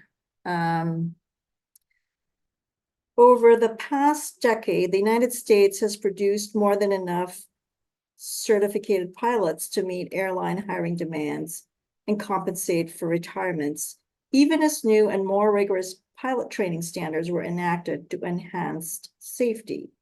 So what is the real reason for the increase? What is the real reason for the increase in flight training? So I'm gonna look to our industry colleagues here. Phil, we'll start with you and see if other folks want to jump in as well. Sure, I can't speak fully for the airlines. Trey may be able to speak to a bit more to that, but I wish there were enough pilots, and the reality is that there simply are not.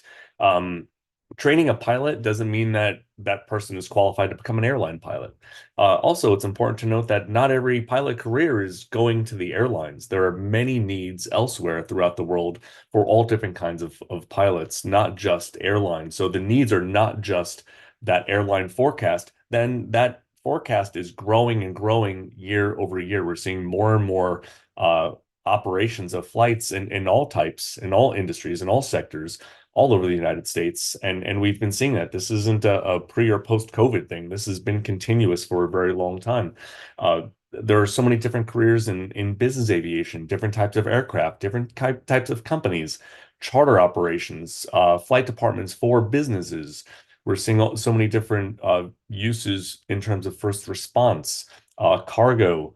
All of these different needs are simply not being met.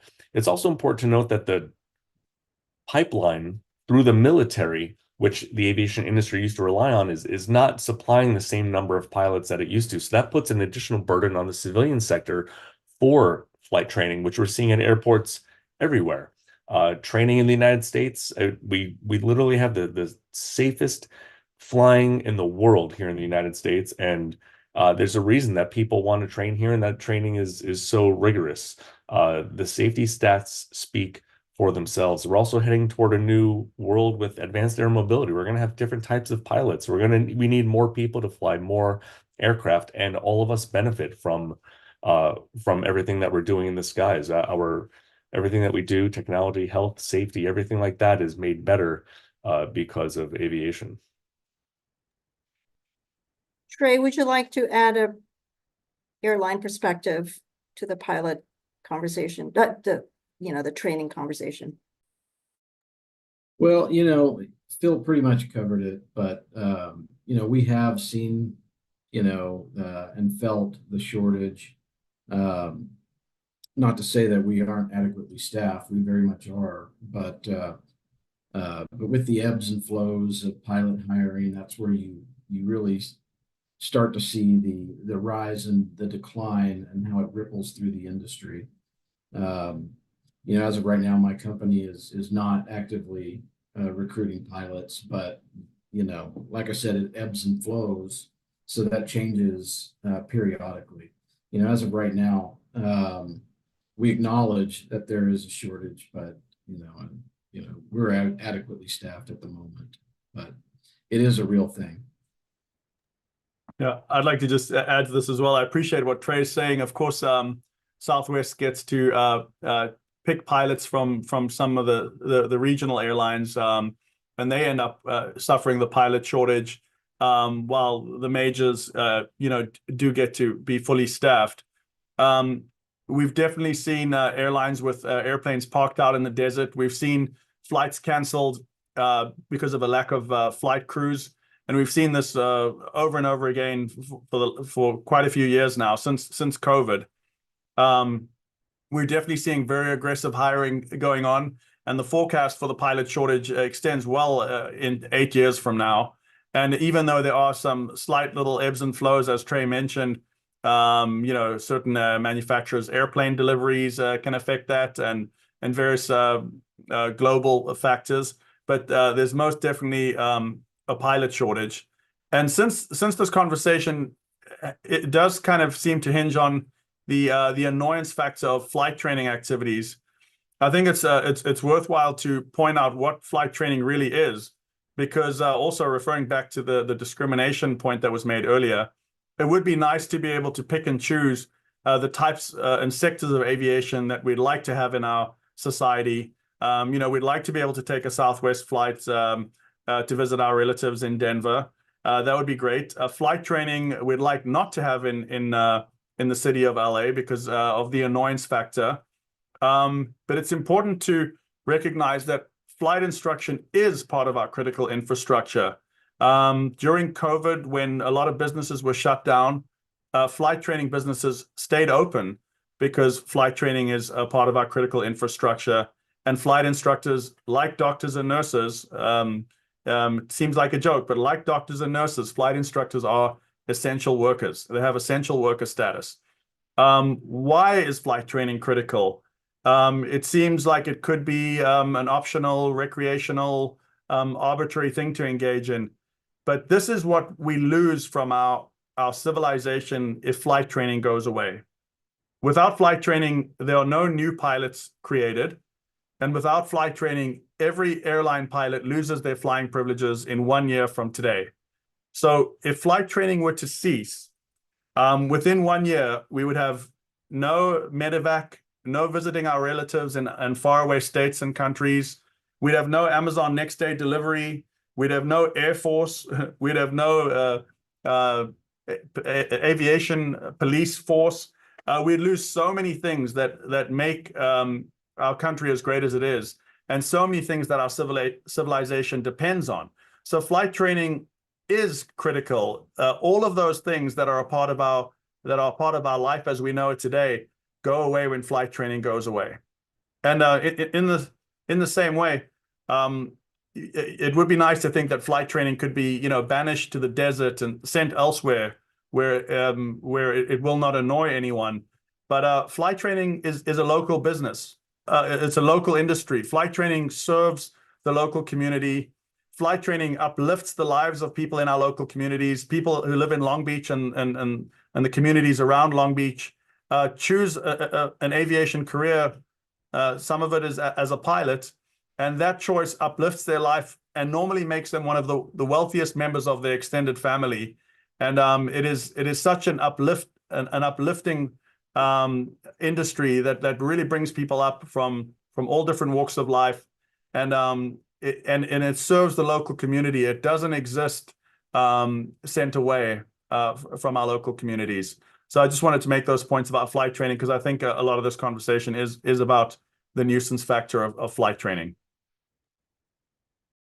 Thank you all for your input. I mean, I'd like to jump in here and note that, the FAA's mission is to provide the safest and most efficient airspace system in the world. And a big part of that is ensuring that we have a cadre, a supply of well-trained pilots moving forward. So, there's definitely continued public demand for transportation, whether it's for us people or for our stuff. And in fact, Congress recognized the the importance of ensuring that we have a pipeline of pilots in the system. I think I've seen forecasts like over the long term, somewhere between 100, there's a shortage of between 100 and 200,000 pilots just in the US alone. And that's why in our recently enacted reauthorization, Congress raised how much the FAA can spend in terms of grants. And I think they said that we could go up to $20 million a year to develop future pilot workforce. So that's, you know, an indication of the importance of flight training from the safety perspective, you know, given that's our responsibility as the FAA. So I just wanted to add that. Okay, so let's see here. We are getting close to the end, so I better wrap us up here. Really just to kind of close this conversation, and I'll have more things to discuss in a minute here, but I just wanted to talk about the partnership. You know, we've talked about collaboration, the partnership. I'd like to open up first to Cynthia. You know, how can we make this partnership work? What does that look like? And after we hear from you, I'm going to ask our other industry colleagues here to jump in as well, because I think we're all here again because we're recognizing this is a very important topic. You know, safety is number one, but obviously community concerns are something that we are all working to address as well. Cynthia. Thank you, Raquel. I'll say again, as I started, you know, at the beginning of this Q&A session about how important it is that you all have spent this time tonight. Certainly, I know that some of you are on the East Coast, so it's you know, we're all in different places, but being able to participate on this informational webinar.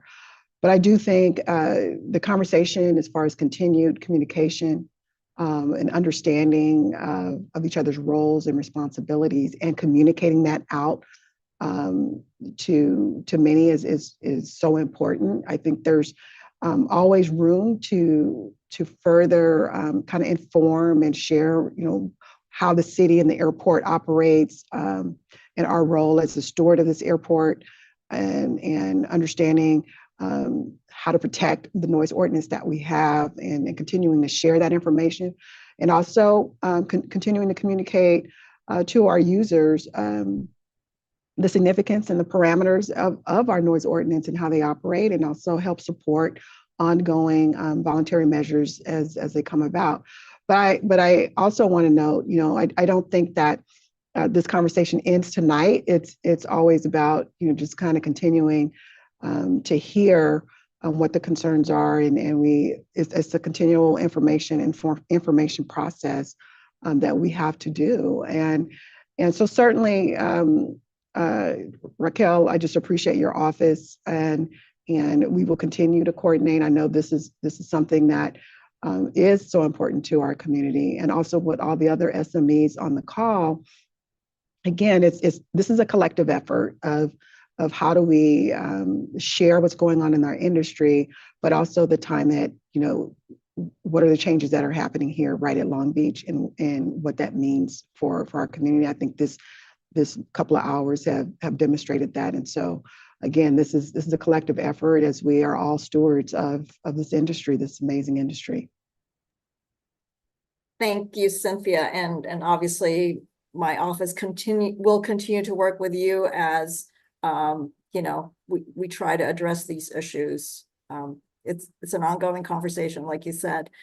Okay, let me see if other industry members here would like to jump in and kind of close us out in terms of all of our own roles in partnering with each other to address community concerns.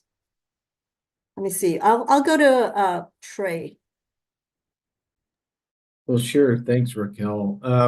You know, I'd like to end on that. I'm just grateful for everybody that called in or is watching tonight. We're here to definitely show that we care very much for our communities that we serve. And even if you didn't buy a ticket on Southwest, we still consider you a customer in the sense that we're flying above your homes, and we do understand the impact that presents. And we want to do everything that we can to stay engaged and to work with you and work with the FAA and work with the airports at all of the airports that we go to find the best solutions and the best pathways forward, so that we're doing the best job that we can. So again, heartfelt thanks from all of us, for all of you that called in and are staying engaged. Thank you. Thank you, Trey. Phil? Yeah, similar. I appreciate the feedback and the questions from the community. We're here to engage. We're here to offer people a look at our complex industry. We want you to feel heard. I know that there are many questions and we can't get to them all. We've spent a couple hours here trying to share that, and I think that the engagement needs to keep up, and we do that in various forms. For us, as a national association, we do this at airports, or we engage with airports all across the country. And I know that everyone else on the call has the same dedication and interest in making sure that we're being good neighbors, as we said, doing the best that we can to interact.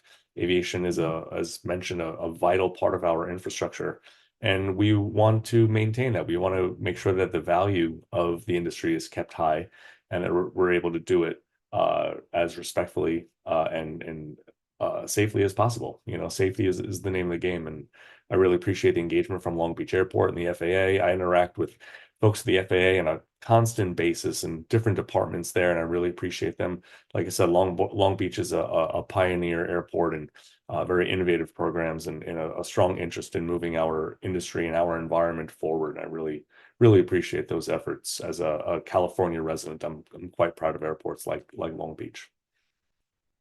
Thanks, Phil. Jared? Yeah, I echo the comments of Trey and Phil also, as a California resident and somebody who experiences Southern California a lot. I too want to make sure our engagement from the pilot community with non-pilots is important and is honestly believed and cherished and wanted from the aviation perspective.